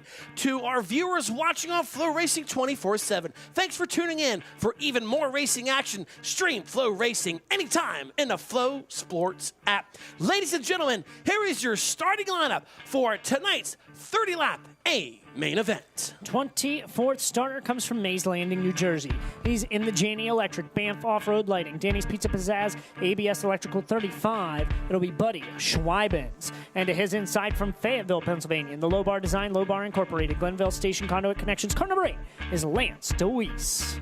Starting in the 22nd starting spot from Enola in the Bruner Service Center, RV Fuller Drive, Bruce's Speed Shop, Chet's Trunks, 47K, it's Cody Lehman. And starting in P21 from Manchester in the Keller Contracting, Trash Right Dumpster Service, Brewer Home Improvements, Yoko Electric, car number 71 of Logan Rumsey. 20th starter, he comes from Lewis, Delaware. In the Capital Custom Trailers and Coaches, Bet's Garage, Easy Go Golf Carts, Magoo's Motorcycles, number 91, it is Preston Latimus. And to his inside from Percy, Pennsylvania, in the CP Carrillo, ASF Motorsport, Hound Dog Contracting, Vital Options, number 20, it is Ryan Taylor. Rolling off 18th here this evening from Sunbury in the Keene Real Estate, Mach 1 Chassis, 4-Leaf Clover Farms, Keene Parts, car number 17, it's Mark Smith. And starting in the inside of row number 9 from Broken Arrow, Oklahoma, in the Concord American Flagpole, High Performance Lubricants, Mack Creek Concrete, Hefner Racing Enterprises, car number 20, the Macho Man of Brady Bacon. 16th starter. He comes from Meridian Plains, Australia, in the New Trend Homes, Rudisill Trucking, Sprint Shack, Napa Auto Parts, 66. It is Ryan Newton. And to his inside from Manheim, Pennsylvania, in the Dro Handbrake, Shears Welding, Case Equipment, Donson Transport, number 12. It is Brent Shear. Starting in the 14th position, the driver is from right now Knoxville, Iowa, in the Sealands Grove 4, TK Concrete, Maxim Chassis, Paved Grade, car number 55K, the Madman, Kerry Madsen. And starting in the 13th position, the driver hails from Salfordville, and the Trans-East Equipment, Pioneer Pole Buildings, Ken's Tire, Specialty Rigging, car number 51 of Freddie Raymer. To the outside of row number 6. The driver comes from Southampton, New Jersey, in the Chart Engineering, Mid-Atlantic Transportation, Milky Way Restaurant, RBH Group, 67. It is Justin Whittall. And to his inside from Grantville, PA. In the JNS Classics, Tabworks, Hummel's Landscaping, Randy Shear Plumbing and Heating, 22. It is Doug Hammaker. We'll move up to row number 5, starting in the 10th position from Aspers, and the Snellbecker Electric, Drop of Ink Tattoo, Magoo's Motorcycles, and Tatum Dairy Ice Cream, car number 8D. It's Billy Dietrich. And rolling off in the 9th position from Jonestown, in the Moose's LC, Milton Hershey School, Heavy Equipment Loader, CSI Shocks, car number 3Z, the Jonestown Jet, Brock Zierfoss. Outside of row number 4, he comes from Jacksonville, Oregon. In the Jugo Superfoods, Avani Windows and Doors, Pella Windows, Big Spring Car Wash, number 13, it is Tanner Holmes. And to his inside, starting in the 7th spot, from Kunkletown, Pennsylvania, in the Lehigh Valley Industrial, Glenville Station Pub and Grub, Jetco, Carmen Trucking, 69K, it's Ryan Smith. Starting in the 6th position from Kokomo, Indiana, in the Indy Raceports, car number 71P, it's the law firm Parker, Price, Miller.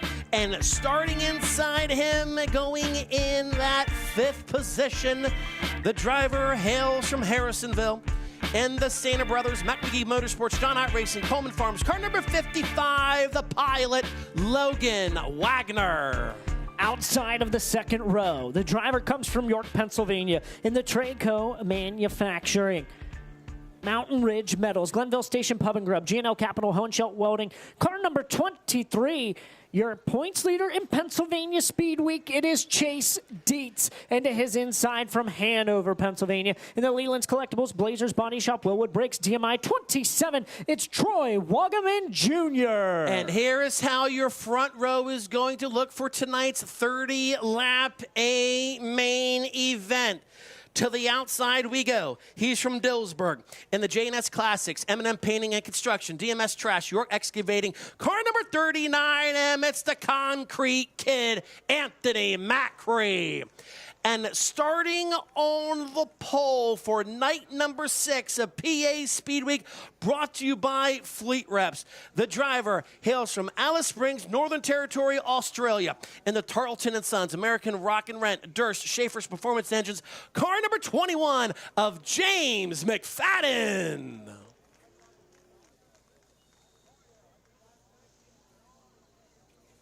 "30 laps the distance. $10,000 is on the line. Are we going to have another repeat winner here tonight? It's been all about Chase Dietz and Anthony Macri. Or are we going to have somebody new parking in Kishbank Victory Lane when we're talking about Speed Week? When we're looking at regular competition here at the Speed Palace for Weichert's Livestock 410 Sprint Cars, we have had no repeat winners so far this year. We have had 6 different winners in 410 Sprint Car competition. Wins going to Danny Dietrich, Jake Karkland, Ryan Smith, Brock Zierfoss, Chase Dietz, and Doug Hammaker.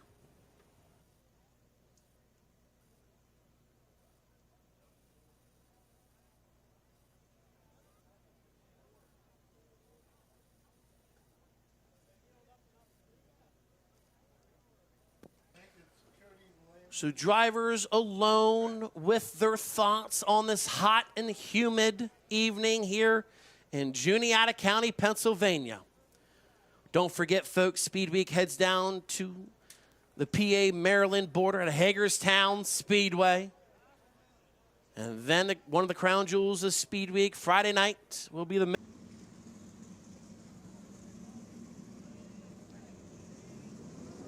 So drivers being told over the receiver radio to get behind the John Schaefer Dodge Pace Truck in turn 4.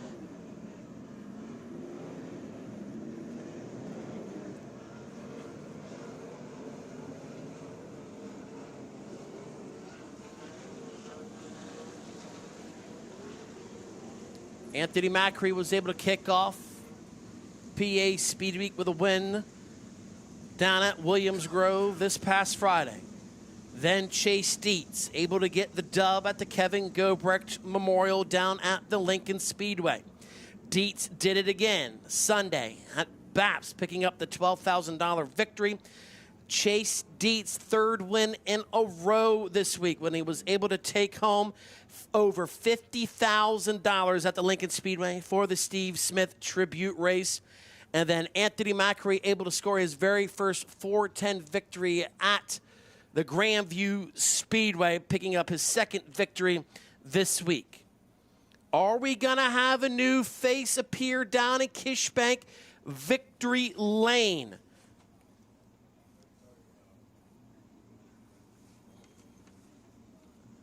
Officials looking over the field, making sure everyone is in their correct order. Lineup is good. Ladies and gentlemen, I want to know, who do you think is going to park it down in Kishbank Victory Lane? What about the 55 of Logan Wagner? How about the 27 of Troy Wagaman Jr.? Can James McFadden get it done? How about Chase Dietz? What about Anthony Macri? Well, we are about to find out. Because, ladies and gentlemen, it is time to light the fires and kick the tires here at the Port Royal Speedway, and night number 6 of Pennsylvania Speed Week is green. And it's a great start for Anthony Macri. He's going to have the advantage down into turn number 1. McFadden can't answer the call. Chase Dietz, he's already up to 3rd. Concrete Kid will set the early pace in the JNS Classics 39M. McFadden right behind him. Chase Dietz in 3rd. Then you got Troy Wogum in 4th. And now, right now, Parker Price Miller rounds out the top 5 as we come down to complete lap number 1. Watching for a battle between Brock Zierfoss and Logan Wagner right now, battling for that A spot. They've been trading spots all around the track, trading lines through 3 and 4. Zierfoss down low, Logan Wagner through the middle as they're side by side off of turn 4. It's still Logan Wagner. That's the best battle inside the top 10 right now. Zierfoss looks to take the short way around of Wagner, but Wagner has the momentum and will still hang on to that 8th position. As this time by, we're going to have 27 laps to go. Still a long way to go in this main event. Anthony Macri, however, has established an either 1 second lead at this time. Ryan Smith in that last lap, he was able to duck around the Judo Superfruits number 13 of Tanner Holmes. That moved the 69K of Smith into that 6th spot. Right now, Parker Price Miller holds on to that top 5 position. We got a car spinning out at turn number 4. Caution flag is out. It's going to be the 51 of Freddie Raymer facing the wrong direction, drawing the caution flag.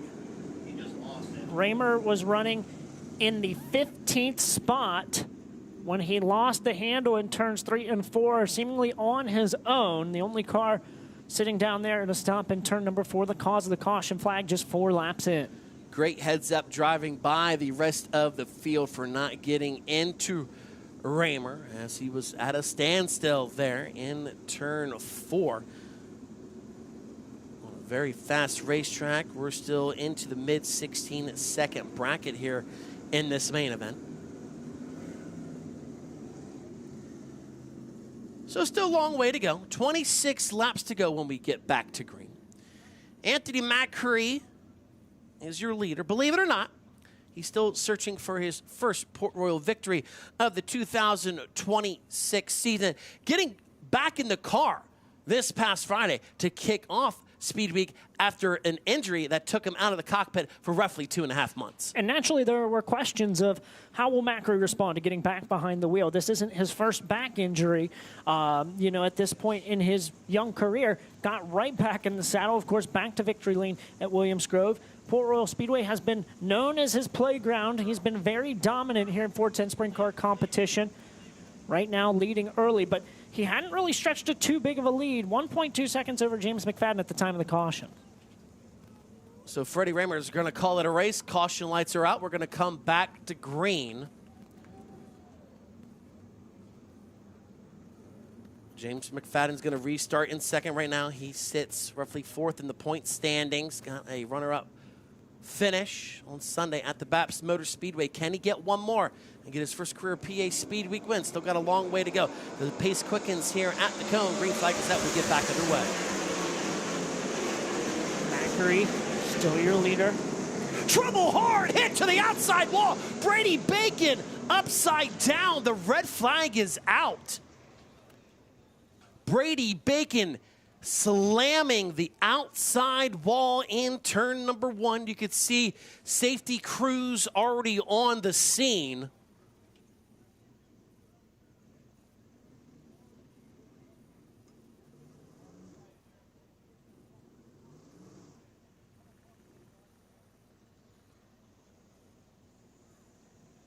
Brady Bacon, a 2-time winner here at the Port Royal Speedway in USAC competition, was 3rd in the point standings coming into tonight's Speed Week action.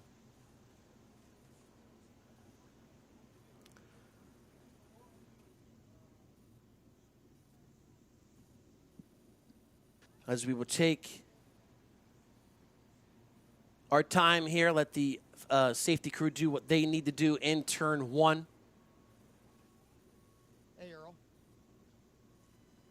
Go ahead, Doug Malott. You made your way down to the accident scene. Yep, we got you here. We got the car rolled over, but yeah, he's out. Everything's good here, but first and foremost, driver safe, getting ready to get good action here as far as the safety crew getting out here promptly. So just wanted to relay, he's out, doing good. Thank you, Doug. Yeah, race fans, give him a big round of applause. Brady Bacon okay after a violent crash going into turn number 1. Also, a great tip of the cap to the safety crew here at the Port Royal Speedway.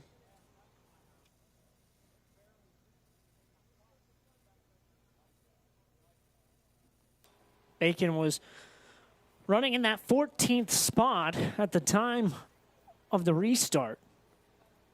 Here's a replay on FloRacing, and you can watch the entry into 1 here. Gets turned around the ring and then hard into the turn 1 wall. Unsure what caused Bacon to spin around there.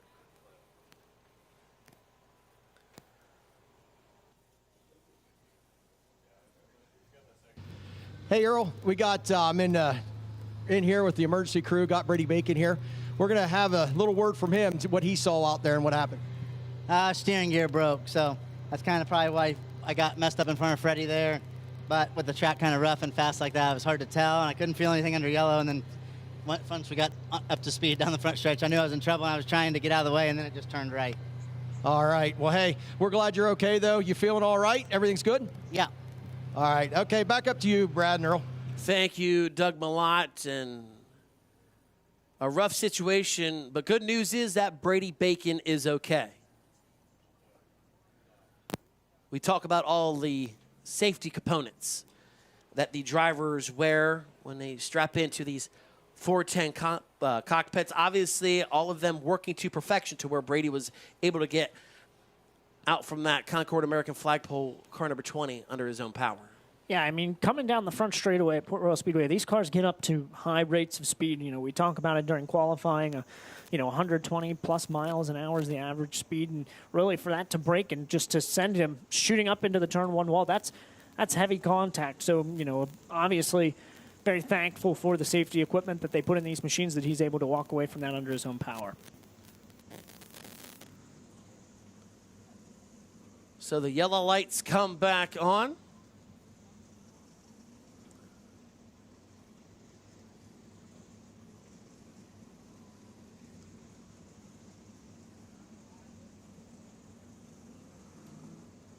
Still only have 4 laps in.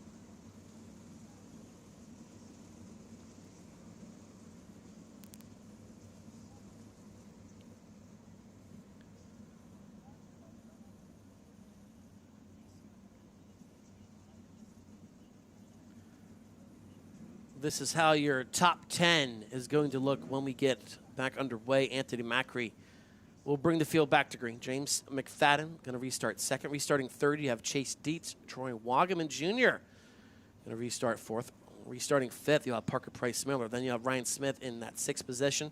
Restarting 7th, Tanner Holmes. Behind him in that 8th spot will be Logan Wagner. Restarting 9th, Brock Zerafos, and Justin Woodall will restart 10th.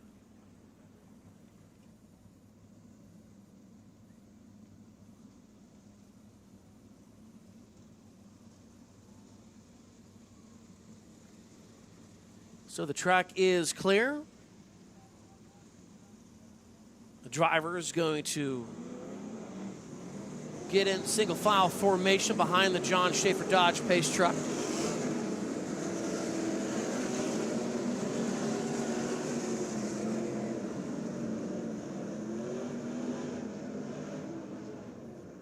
Don't forget, we still have our regular contingency awards up for grabs. If there is a driver that can win from the 9th position or further back, we'll take home a $300 bonus. We will pull the J&S Classics Warrior Word down at Kishbank Victory Lane. Don't forget, Ramsey's Car Wash is our official Hard Charger sponsor here. Whoever is tonight's Hard Charger will take home $500, courtesy of Ramsey's Car Wash. And if we have the last lap pass, courtesy of W.C. Eschenauer & Sons, that driver will take home an extra $500 as well. So the lights go out around the Port Royal Speedway. John Schaefer Dodge Pace truck exit off the middle of the backstretch. We'll go green this next time by. Still 26 laps remaining. Anthony Macri will lead us back to green.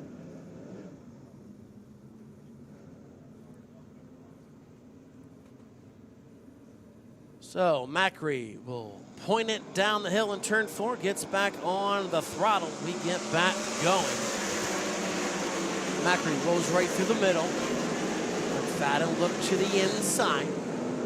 Dietz trying to get something working as he works up high. Now we got a top 4 car breakaway from the field. Still Troy Wagaman Jr. rolling in P4.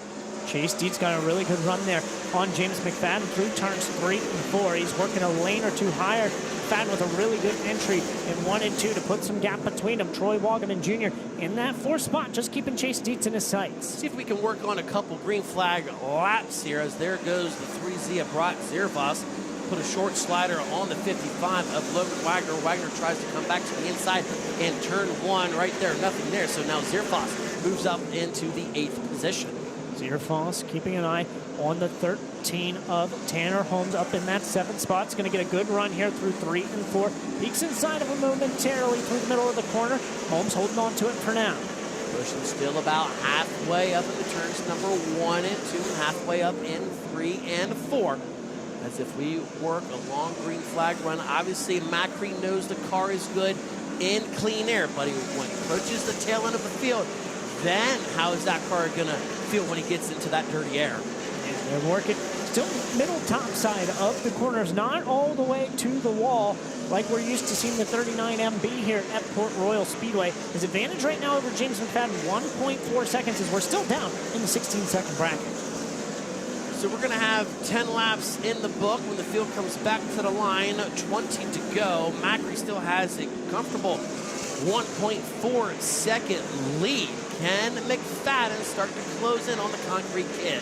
Yeah, Macri sees the tail end of the field within this next lap or 2. He's going to have to start parsing his way through the lap cars, which is where the rest of the field will have the opportunity to cut into that lead. So here's how, as Macri getting close to the wall in turns 1 and 2. As I'm going to say, here's how your top 10 looks real quick. Anthony Macri, James McFadden, Chase Steve, Troy Wagaman Jr., Parker Price Miller, your top 5. Then the rest of the top 10 is Ryan Smith, Tanner Holmes, Brock Ziervos, Logan Wagner, and Justin Whittle. However, James McFadden and Chase Steed starting to close in on Anthony Macri, as Macri having a little bit of difficulty with lap traffic. Yeah, Macri now having to go to the bottom side after losing in the handle a touch at 1 and 2. Lost 0.8 of a second off his lead. Now this time by, it's down to just half a second.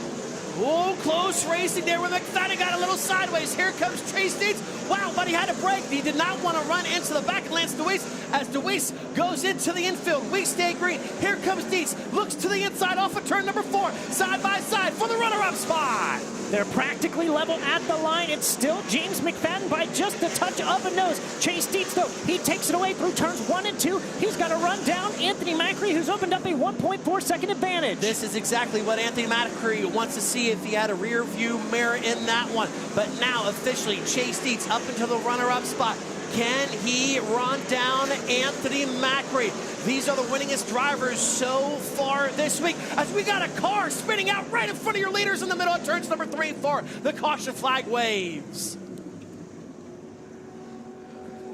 A close one there for Anthony Macri, as a car facing the wrong direction right in front of him. That looks to be, I believe, the 12 of Brent Shear, who's already climbed out of the car, meaning his race is done.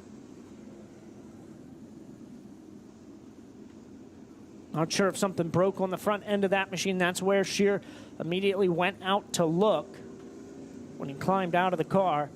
But boy, this is what PA Speedweek has been, right? The top 2 guys, top 2 right now here at Port Royal Speedway, as we are just at the halfway point, 15 more laps to go. The best of the best. As they say, the cream always rises to the top. Macri looking to get his 3rd win on the week, his 1st victory in the 26th season here at Port Royal.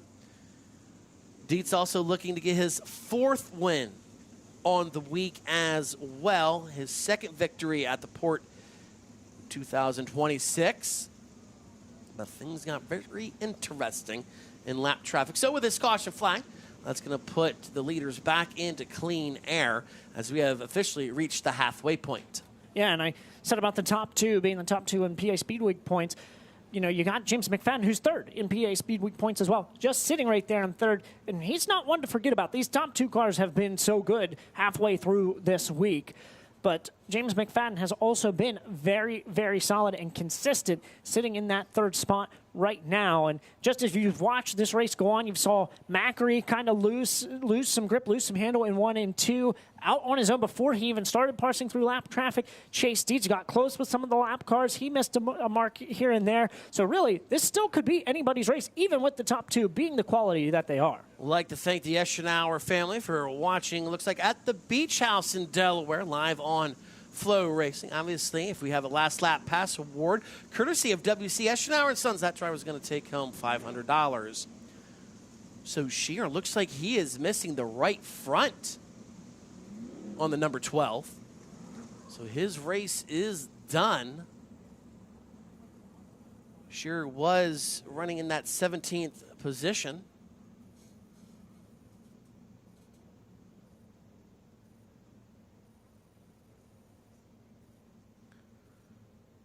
So what does Chase Dietz have for Anthony Macri on this restart? Slight possibility that if we stay green the rest of the way, we will get back into slower traffic. As the lineup is good, Rob Kirk going to let the field know that we are going to go green next time by his assistant, Ryan Benny, going to extinguish the caution lights.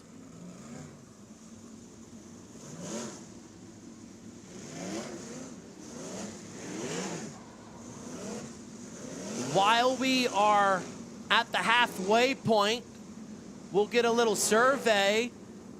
Race fans, who thinks Anthony Macri is going to hang on and get the dub?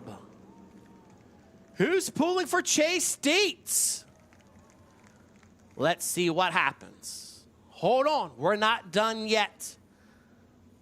Another 15 laps to go here at the Speed Palace. Macri gets back on the hammer. We get back underway. Dietz sticks with him on this restart.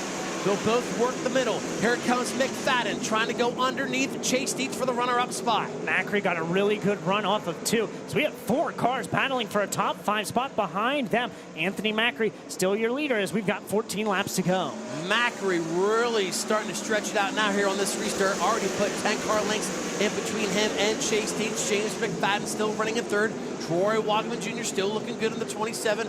Runs in 4th, and Parker Price Miller rounds out the top 5. Just behind them, we have a 3-car battle for 6th between Tanner Holmes, Ryan Smith, and Brock Zierfoss. Zierfoss all over the Jugo Superfruits number 13. Great 3-car battle for 6th right now. And now look, they're almost 3 wide. Look at Justin Whittle thread the needle down the back straight away. However, Handmaker is their great 3-car battle for a great top 10 position. Yeah, what a move by both Justin Whittle and Brock Handmaker, matching each other around the racetrack right in front of them. Brock Zierfoss took a look at Tanner Holmes again for that 6th spot, unable to make the pass. They look back up front. Anthony Macri, your race leader, out by 1.6 seconds in front of Chase Dietz.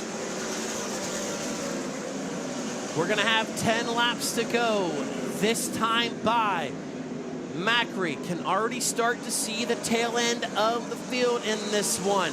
Can Chase Dietz reel him in?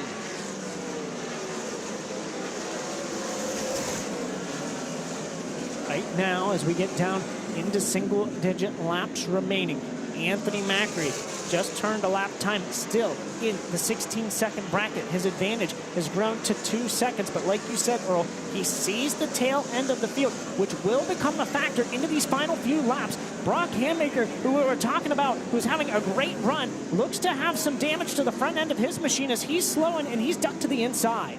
Handmaker out of business in the J&S Classics 22. He will duck into the infield.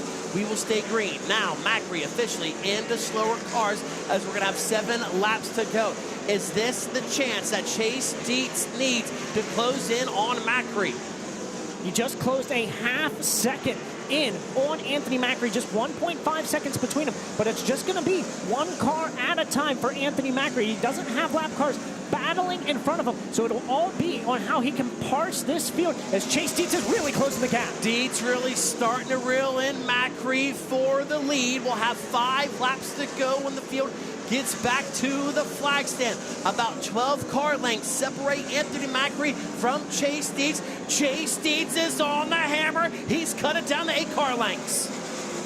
5 fingers in the air, 5 laps to go. Anthony Macri's lead down to just 0.8 of a second. Chase Dietz is on the hunt. Can Dietz steal one in the late stages here? Macri a little bit out of shape off of turn number 4. Now Dietz has it down to 6 car lengths. Are we going to have a battle for the win? Off of turn number 2, Chase Dietz is right there. Chase Dietz has reeled in Anthony Macri. We've had temperatures up near 100. It's been on fire all day at Port Royal Speedway. The A-Main is right there with it. 3 laps to go. A battle for the lead. Here comes Dietz. Works down low. Pulls on the tail tank of Anthony Macri. They are nose to tail as they haul the mail down the back straightaway. Macri has a little bit of difficulty with the lap car, jumps the cushion. Here comes Chase Dietz. Fans get on their feet, side by side at the line. New leader with 2 laps to go. It's Chase Dietz. Dietz squeezes Macri down into turn 1. He takes the lane away. Can Anthony Macri in the 39M come up with an answer in these last lap and a half? Chase Dietz looking to run away and hide. He jumps the cushion now off of turn number 4. They're going to see the white flag. Final time around here in night 6 of PA Speedweek. Chase Dietz goes through the middle. Macri trying to go up top. Can he find any run? It doesn't look like it. Chase Dietz goes into turn 3 and 4 for the final time. Checkered flag is waving. Chase Dietz is going to get his 2nd win of the season here at the Port Royal Speedway. Anthony Macri finishing in 2nd, and James McFadden rounds out the podium.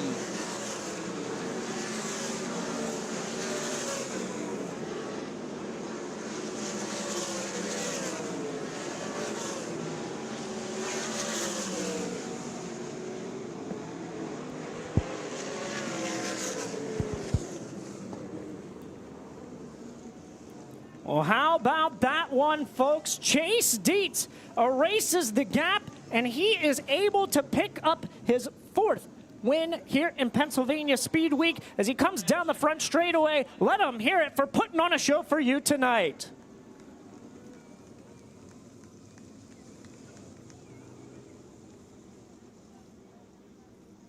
A great battle between your top 2 cars in the PA Speed Week point standings. Chase Dietz's career season continuing in the John Stamen-owned number 23 as he'll look to head to Kish Bank victory lane here tonight.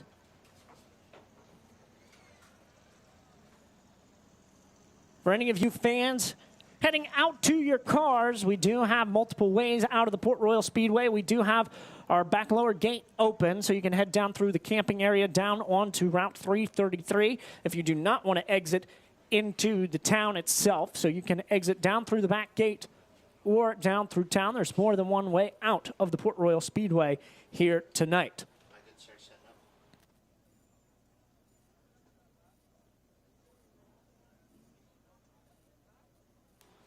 So Chase Dietz in the Mountain Ridge Metals number 23 looks to have cleared the scales. Well, he's going on to the scales here, still getting pushed. You can see, looks to be amped up after that win. Battling with Anthony Macri.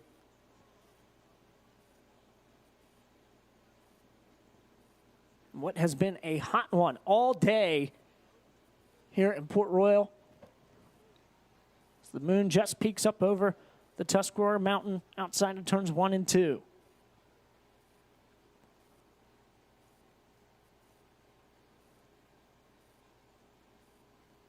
So Chase Dietz now has cleared the scales, so he'll make his way down the front chute into Kish Bank victory lane. $10,000 richer, $10,000 more dollars to his tally here in Pennsylvania Speed Week. So as he makes his way down, we'll send it down to Earl Hoon Jr.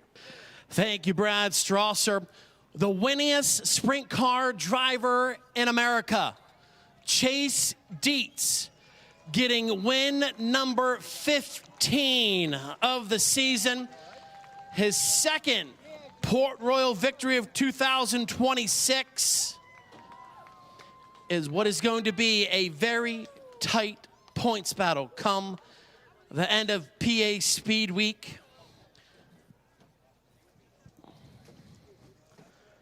Crew coming in to give Chase congratulations.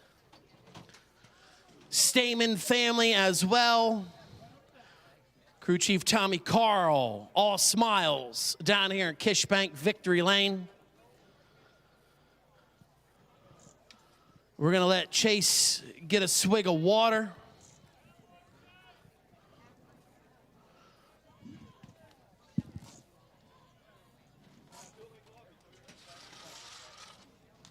How about it, race fans? Your winner here tonight, Chase Deeds.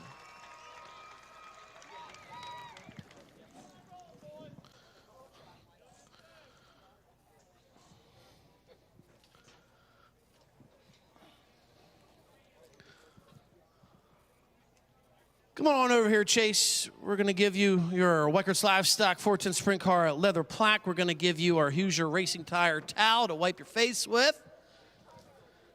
And then we're going to give you your Hoosier Racing Tire feature winner hat. What an incredible week. What an incredible season. We have reached a halfway point when we're talking 410 sprint car competition. This is win number 15 of 2026. Congratulations. Thank you. That was an intense one. Man, the racetrack was gripped up all night long. Honestly, I don't think anyone in the pit area expected it. I know we didn't.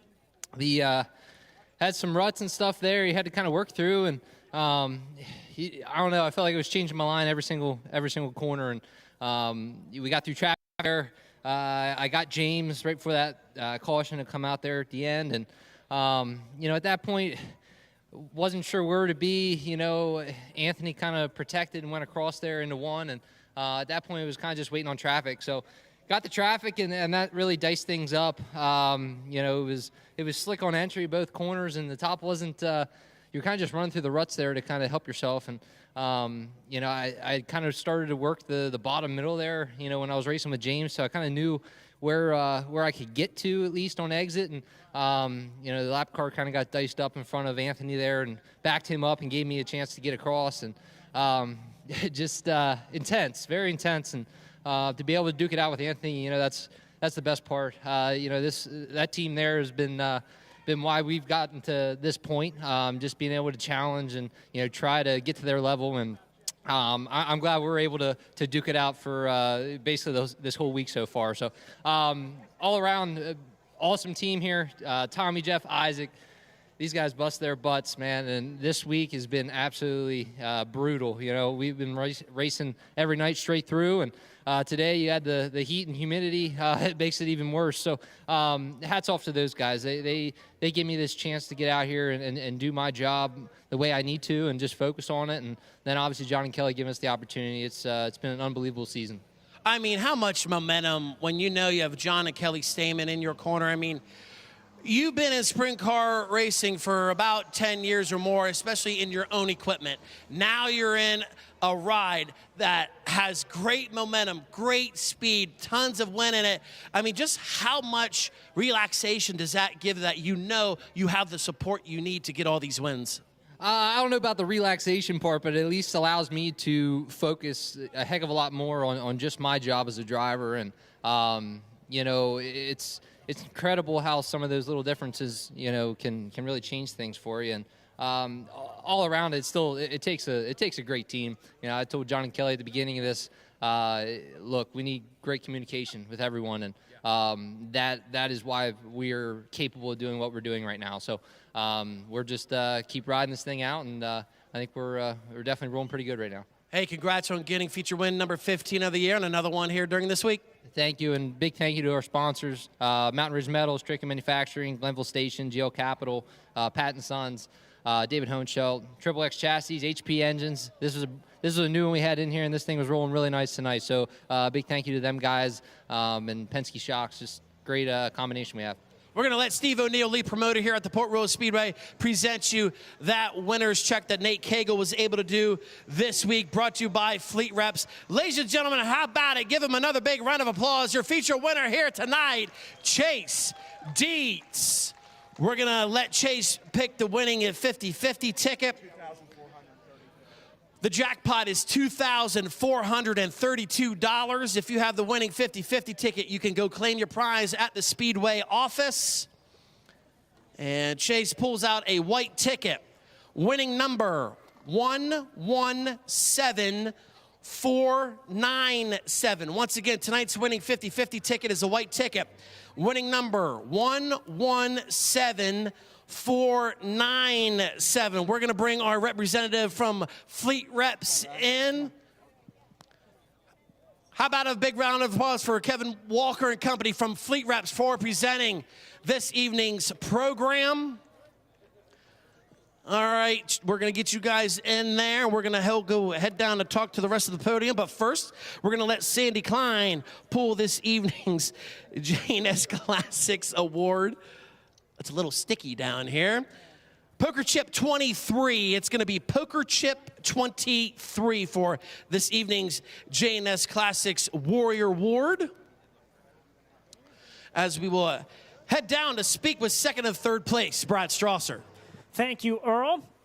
So looking at some of those contingency awards, Buddy Schweibens was tonight's Ramsey's Car Wash Hard Charger, going plus 11 in tonight's A main. And Freddie Raymer is the recipient of tonight's JNS Classics Warrior Award, worth $1,000. As Earl, you are down there with tonight's second place finisher.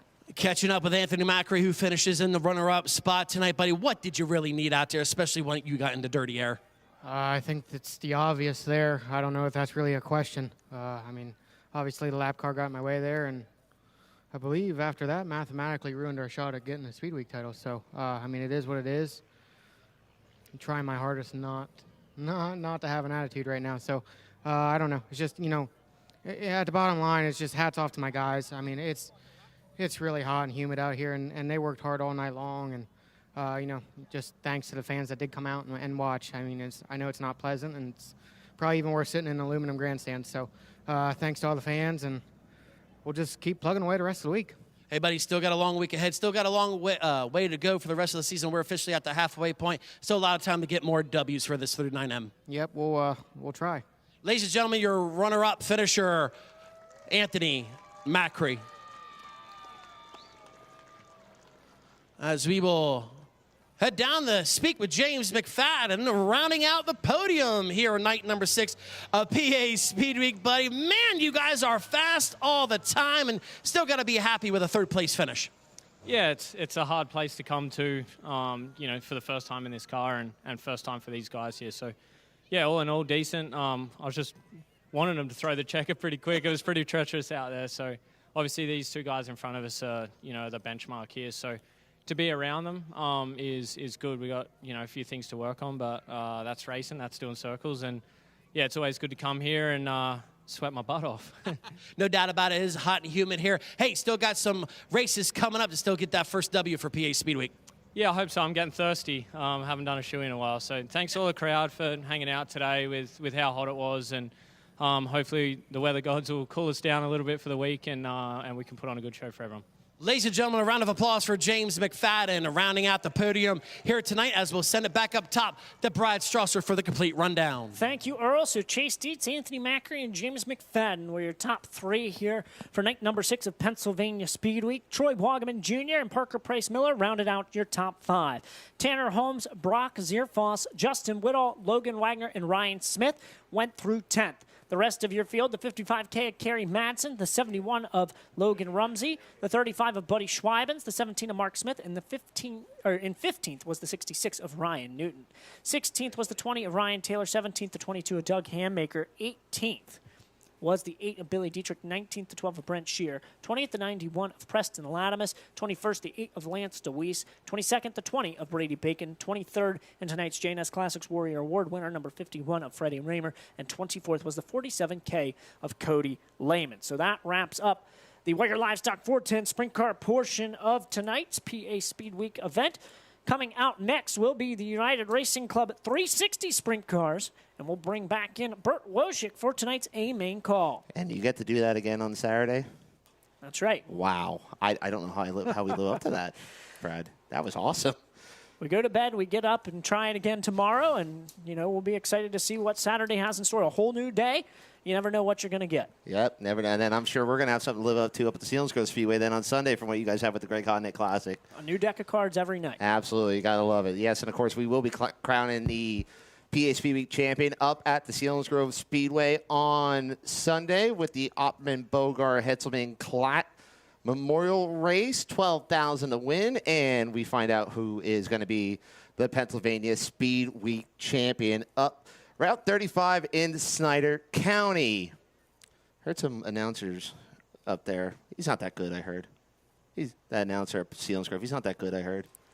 I don't know. I don't know. I won't say I don't bad talk any announcers, especially ones that I'm sitting alongside. Oh. So. I won't do that. You're not supposed to tell the people, Brad. Give me the 20 back. I paid. Unbelievable. Sorry, Bert. It's spent. Damn. Come on, Brad. I mean, at least you're smart on that part. Okay. By the way, people were kind of mad. I got a text from USAC flagger Nicole Flood saying she followed along with the Mexico joke. Even a good buddy of mine, Tyler Smith, watching out in Pine Grove tonight. They got the Mexico joke. So I guess you're probably one of the only ones that didn't get the Mexico joke. No, I got it. I got it. Oh, Bradley. Yeah, listen, I get to work with you once a year. You got to have some fun like that. Oh, love it, man. But, hey, we got URC sprint cars coming out onto the Speedway. Thanks again to everyone for showing up here tonight at the Port Royal Speedway. Everyone watching on Flow and Prime, we can't thank you enough for being with us here tonight. A part of Pennsylvania Speed Week as Fleet Reps presents tonight's show here at the Port Royal Speedway. But we got one more feature to go, and it's some more sprint cars, the 360 kind, as we get ready to go for 25 laps here. Ladies and gentlemen, here is your starting lineup.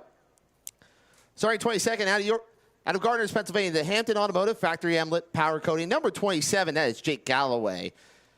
In the 21st starting spot out of East Berlin, the 22 junior, that is Brian Wood Jr. Rolling off in the 20th spot out of Dover, Pennsylvania. In the Accelerated Automotive, Kiefer Concrete Construction, CNC Towing and Repair, Mama's Pizza, Wellsville. Number 19, our Tyler Rutherford. As, of course, it would jump away from me. There we go. Professionalism. Basically what it means, Brad, don't follow what I do. Out of Mirror, Pennsylvania, in the 19th starting spot, in the White Rose Safety, Keller Unger Realtor, Delco Contracting Services, number 2W, Will McNeil. In the 18th starting spot out of Mooresville, Pennsylvania, the Bollinger Septic, R&R Auto Group, TSE Logistics, Specialty Rigging, number 11, Dylan Smith.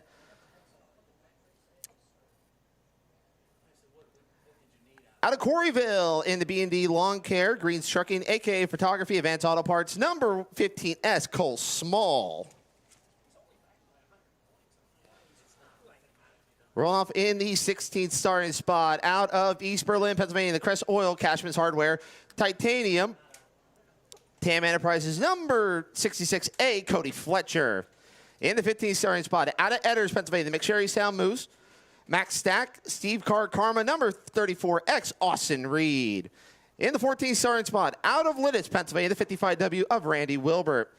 Rolling off 13th, out of Mechanicsburg, Pennsylvania.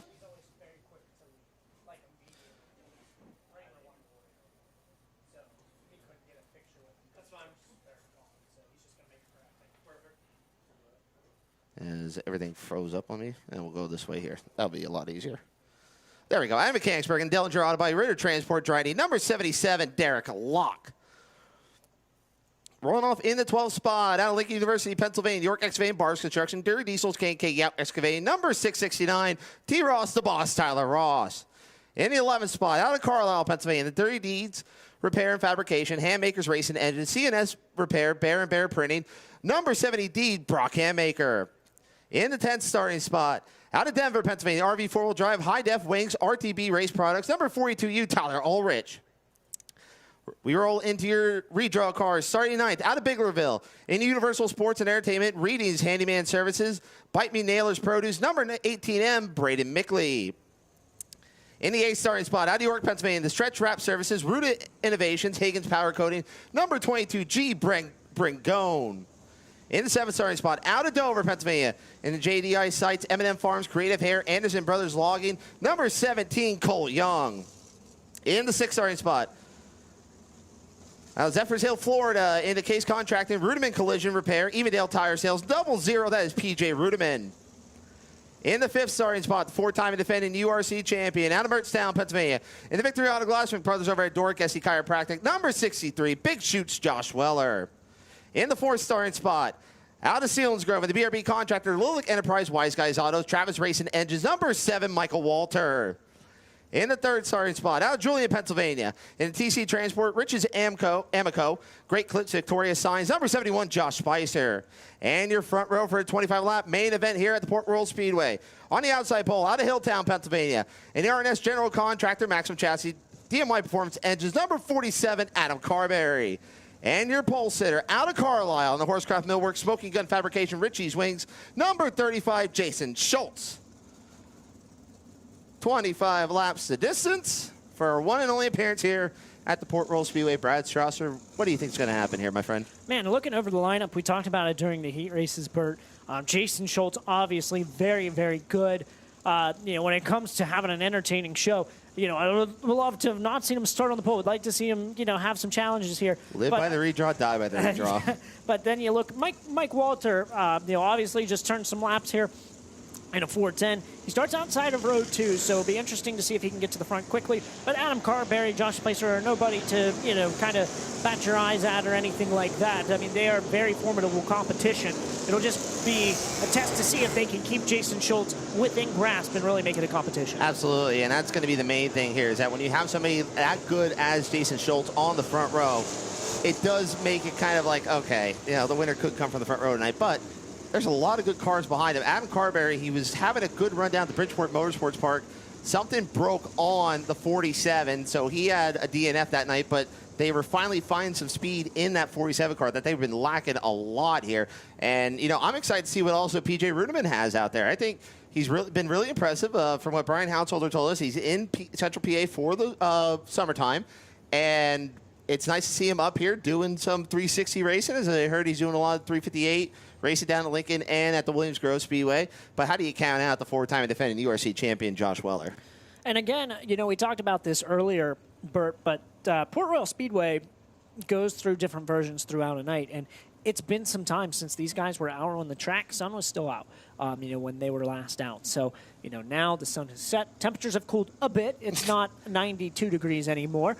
And obviously, we've had 2 410B mains. We've had 30 laps plus on for the 410A main event. So things are going to look quite different for these guys. We'll see how they've adjusted their cars, their setups, and how they will handle the next 25 laps. And, it was really interesting to watch here, especially in the 410 feature event, where it looked like he had a second cushion going there for a little bit there. In the middle of 1 and 2 there, it looks like there was a little bit of a second cushion starting to build up. But now they pushed everything up, and we had a fantastic finish for the Weichert Livestock 410 Sprint Car main event. All right, the John Schaefer Dodge Pace Truck makes his way into the infield. Fields in the hands of Jason Schultz and Adam Carberry, 2 past URC champions.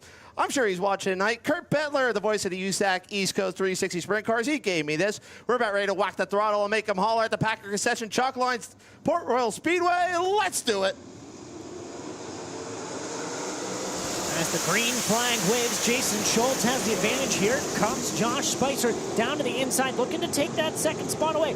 Carberry, though, right back to the outside. He gets P2 right back down the back straightaway. Brandon Gone really pushed down Tyler Ross in the 669. Ross trying to make some moves, moving up from his 12th starting spot. He gets around Gone. Best battle on the Speedway. Meanwhile, Josh Weller, he's looking low on Spicer. Spicer's all over the place right now. Weller up in the 4th. Yeah, Spicer all out of sports right now, was up to second. now seemingly back outside of the top 5 and looking to lose even more positions, as now the 669 of Tyler Ross goes by him there through turns 3 and 4 as we take on lap 2. Tyler Ross from 12th to 6th already, Brad. He's on a mission. So is Josh Weller. He pulls a slider on Michael Walter down the back straightaway. Move Big shoots into the 3rd spot. Oh, nearly contact between Weller and Walter. Rudiman has it checked up. Now that closes in Rudiman and Ross. Yeah, Walter had the door closed on him there by Josh Weller. See if he can make up some ground. But like you made mention, Tyler Ross seemingly on a mission. He's got PJ Rudiman in his sights. He peeked underneath him momentarily there in turn 2. He's going to get a good run here off the 3 and 4. Be close to his tail down the front straightaway. Tyler Ross is on the move here from 12, looking for 5th as he's 6-0 underneath Rudiman. Rudiman pushes up the track into turn number 2 down the back straightaway, holds on to it going into 3 and 4. Ross again, he's loving that bottom line, catfishing around the 669. Rudiman too good through the middle. Yeah, Rudiman still has a good bit of speed there. Tyler Ross knocked him out of his groove, as you saw in turn number 2. Got him to wobble down the back straightaway, but still was able to carry good momentum to keep Tyler Ross at bay and still hold on to that top 5 spot. Meanwhile, Jason Schultz, your leader, out front into lap traffic. He'll get around Brian Wolf as his first victim, and then Jake Galloway as well, as Wolf is slowing. I think he'll have enough momentum to get around into the pit area. We should stay green here with 19 laps remaining in this 25-lap main event. With Jason Schultz in that lap traffic, his lap time 0.7 of a second slower than normal. Adam Carberry, Josh Weller were able to cut down 0.2 of a second that last time around. It's still a 2.4-second advantage right now for the 35 of Jason Schultz. Again, Brad, it's the deal 2 races here. You look at what happened in the 410 race. When Macker got in a dirty air, it slowed him up. Is the same going to happen to Jason Schultz here? We'll have to see what happens. You mentioned he lost some time there, as right now, what are we looking at, Brad? Still about 2 seconds yet between Schultz and Carberry. Yes. Carberry has been closing the gap, though slowly but surely, as Schultz has dealt with the lap cars, kind of showing Carberry the way a bit here. Now a touch of clean air in the midst for Jason Schultz right now to attempt to stretch his lead. Josh Weller, he sits in 3rd. Mike Walter 4th. Tyler Ross, they make up your top 5. And there's heavy lap traffic in front of Jason Schultz right now, as one lap car separates him. Cole Small separates Schultz and Carberry, and then there's no lap car separating him, but Schultz goes into a gaggle of 3 cars. That looks to be Mickley. That also Will McNeil and Dylan Smith as well right in front of him. 14 laps remain on your field right now. Lap time's down into the 19-second bracket, but Jason Schultz has been able to stretch that lead back out. Adam Carberry struggling with the lap car right now, just really hasn't been able to put him in his rear view mirror, and that's allowing Jason Schultz to still, even though he's got 3 cars in front of him, start to stretch that lead back out a bit. You mentioned that Carberry can't close in on Schultz. Well, Weller starting to close in on Carberry, as that gap, that's closed up now as Walter trying to close in. Walter, he's got a problem with the front nose wing. That thing is shifted back on him. It's laid up on top of the nose, or top of the hood of the 7. And that's definitely causing all kinds of downforce issues for that number 7 Bob Lillick machine. Now Carberry able to dispatch the lap car as Jason Schultz has 2 side-by-side, lap after lap, right in front of him. Can Schultz split the middle here? Thought about it momentarily, got himself up out of the groove. He's able to get another lap car, though, down through his inside and try to put some ground in between him and the 47 of Adam Carberry, who's closed the gap down to just 2 seconds. Yeah, that's Brady Mickley that he got around there, as Carberry starting to close in. As you can see, as Schultz had a terrible lap that last time. Meanwhile, Mike Walter, I don't know what it is with this track and the nose wings when they flip up there.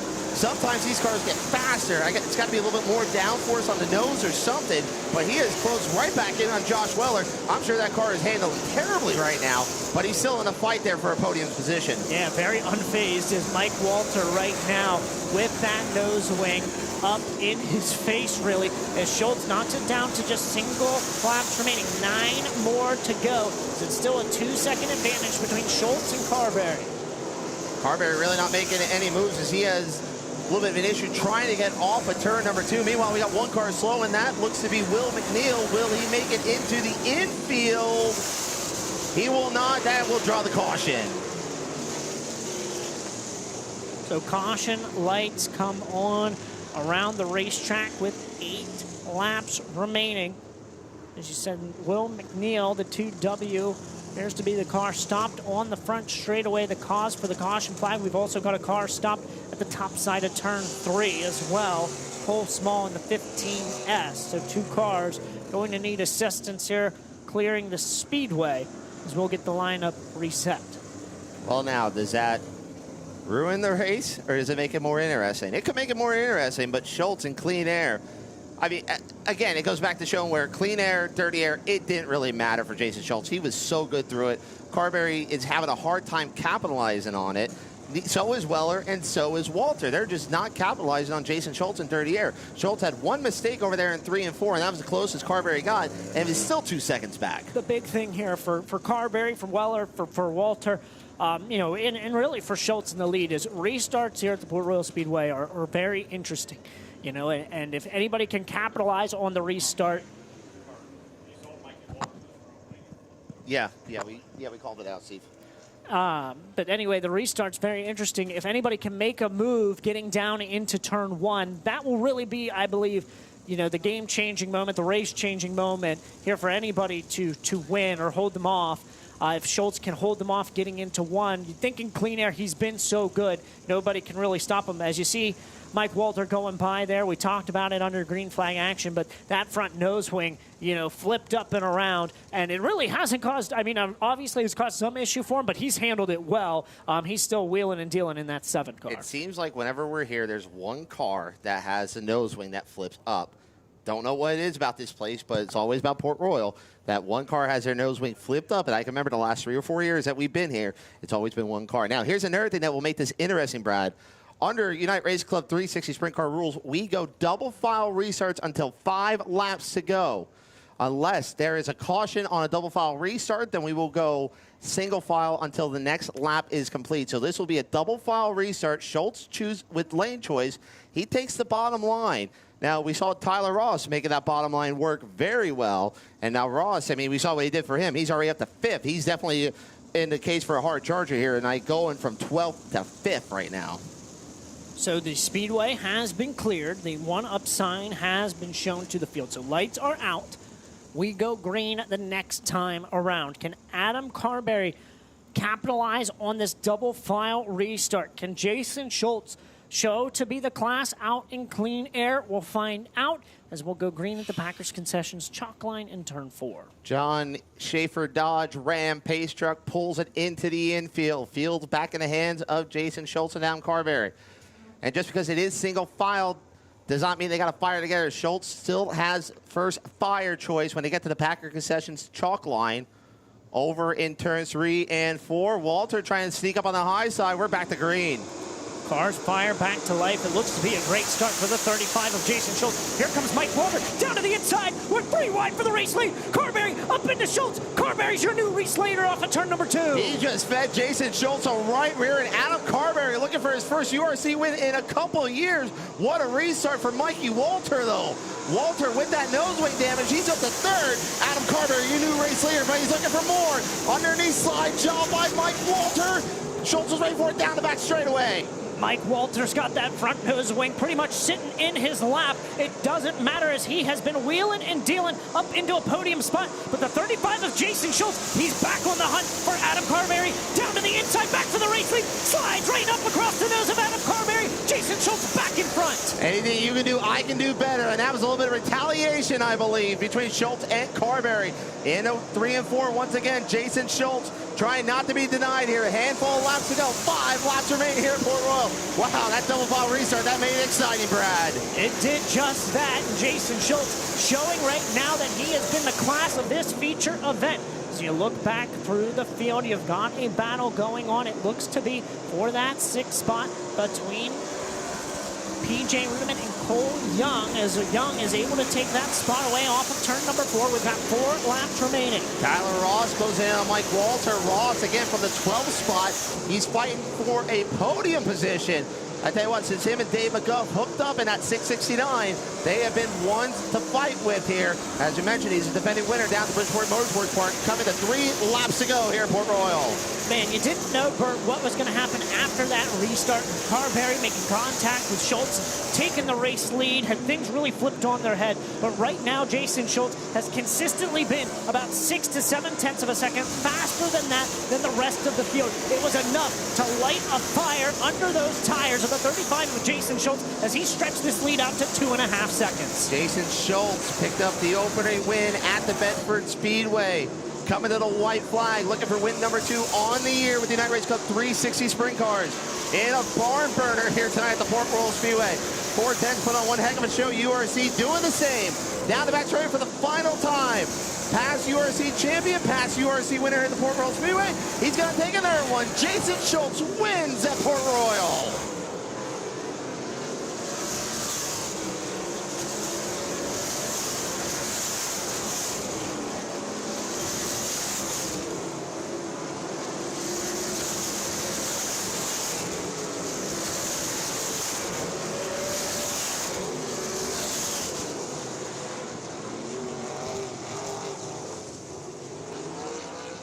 Boy, howdy, how about that one? The finish for the United Racing Club 360s. An exciting 3-wide restart.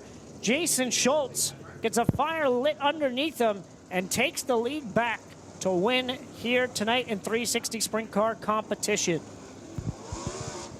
Again, for you race fans heading for your vehicles, there's more than one way out of the Port Royal Speedway. We've got the back gate open down through the camping area. You can exit down into town as well, but make it easier on yourself. Head out to Route 333 as well as out into town to help mitigate as much traffic as possible.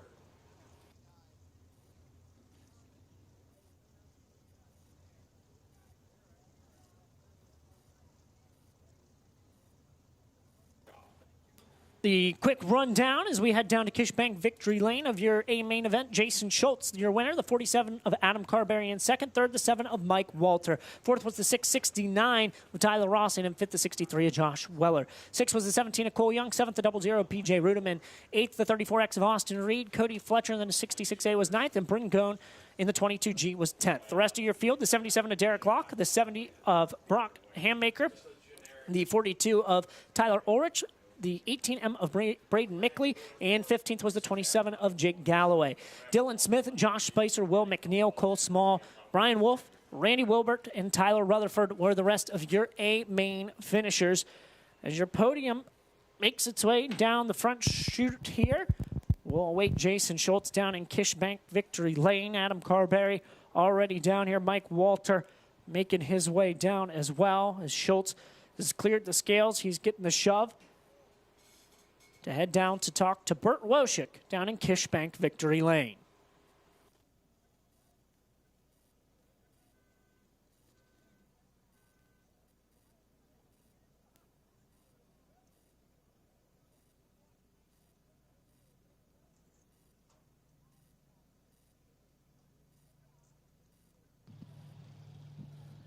As we wait for Jason Schultz to make his way into Kishbank Victory Lane has cleared the scales. And Kirk Ritter and Jason Schultz, a winning combination for years, back in United Race Club 360 Victory Lane.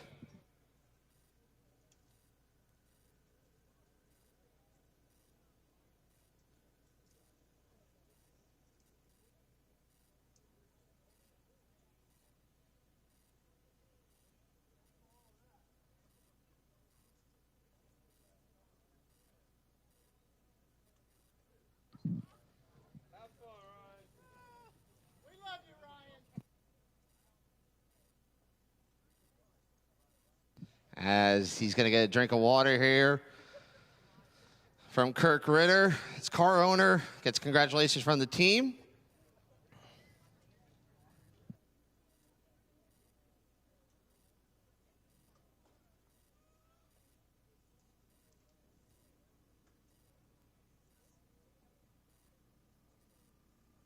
As he's going to get the Hoosier neckband and the Hoosier hat.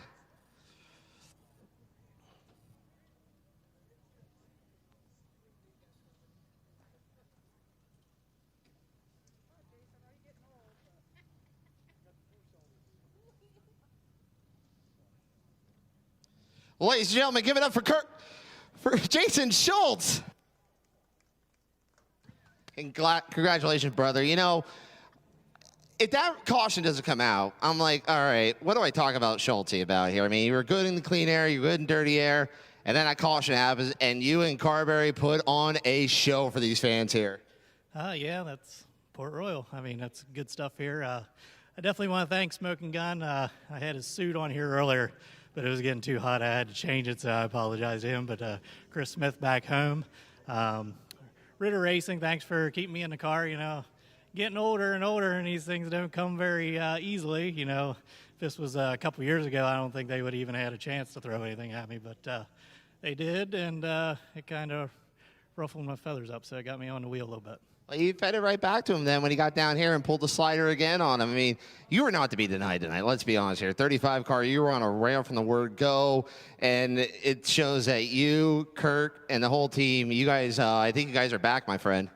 I don't know for back. For once, I picked a good pill in my life, and for some reason, I had to start in the back. I don't understand that, but in the heat race. But I guess the rules are rules. But man, I should get a good pick sometime in my life. Hey, it makes it exciting, though. But, hey, congratulations, my friend. That was awesome. And let's hope we see it again here maybe in a couple weeks. Yep, I'd like to thank Jason Horsecraft Millworks for helping me out in the car. Chris, Colby, Kurt, wives at home, my kids, I don't know if they're watching on Flo or not. They're down in Virginia vacation. I actually drove back just to do this, so can't miss Port Royal. Now you can. Now you got to take more money to go spend on the kids, right? Yeah.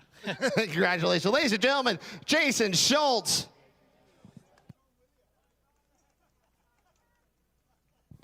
Let's go down and get second and third because these guys put on one heck of a show here tonight. Let's grab Adam Carberry first.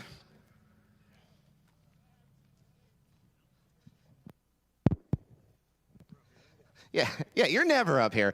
Hey, I heard Mikey say you were just a meat and sandwich on that one there. Wow, what a great finish. I think this is a run you guys desperately needed, though. Yeah, for sure. It was nice to start up front and stay up front for once. Yeah, that restart was a lot of fun. I didn't really have a choice at one point. We were all just either going to go for a ride or somebody's going to end up in front. It was me for a little while, but that's about all the speed our 358's got. But it was a good run. I tell you what, though, you show that 358 still has a lot, and I know the last couple of URC races you've been with us, you had a good run going to Bridgeport. You had problems there. Now you come back here, you finally put the whole night together. Again, you, your dad, the whole team, you desperately need this, my friend. Yeah, it's definitely nice. DMY Performance builds a great motor for us, so happy to be in one piece and get some money out of it. What do you guys think? DMY for the motor, and then RNS General Contractors. They've been with us for a long time. My dad, mom, wife, Mike, Dave, Kelsey, everybody that helps is a lot of work. Good to talk to you again, my friend. Adam Carberry, your second place finisher, and let's go down and talk to the third place finisher, Mikey Walter. Why'd you flip the nose? Why'd you flip the nose back up, bud? Like, yes, thank you. Like, if you're gonna do it for the camera, at least do it right. Yeah, I know. They gave me a good car tonight. It's a shame that the nose wing flipped back like that. I think we had a shot at maybe second. Jason is he's pretty good here. So just happy with Bob and Gene and everybody to help me out tonight. And they have good sponsors with this car and just appreciate the ride. You know, I don't know about that nose wing because that whole deal there, you really got to run one down that restart then. You know, Weller got by you and then you fed him right back then and then you were fighting for the lead there. Yeah, Weller not so graciously passed me down into 3 and I was hoping I'd get an opportunity back at him just to show my displeasure, and that restart gave me the perfect shot. I didn't hit him, but I didn't leave him any room to get by there. So just hard racing. He's a good race car driver. Just I wanted to come out on top of that one. Hey, that's all it's about, my friend. Hey, good job, and we'll see you on Sunday. Thank you. Mike Walter, your third place finisher, second Adam Carberry, and your winner, Jason Schultz. Earl and Brad, thank you so much.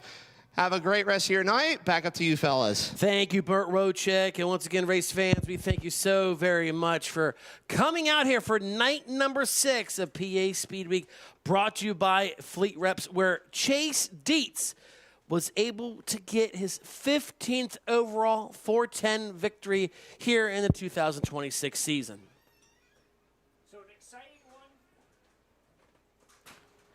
here tonight for night number 6 of Pennsylvania Speed Week. We will be back in action on Saturday, July 4th, also celebrating the United States 250th birthday. That all kicks off at 1 p.m. Plenty of activities for the kids, for the family, and of course, the Greg Hodnick Classic here as a part of Pennsylvania Speed Week, the penultimate race of Pennsylvania Speed Week, all right back here at Port Royal Speedway on Saturday night. For Burt Wojcik, Earl Hoon Jr., I am Brad Strasser. Have a great rest of your night.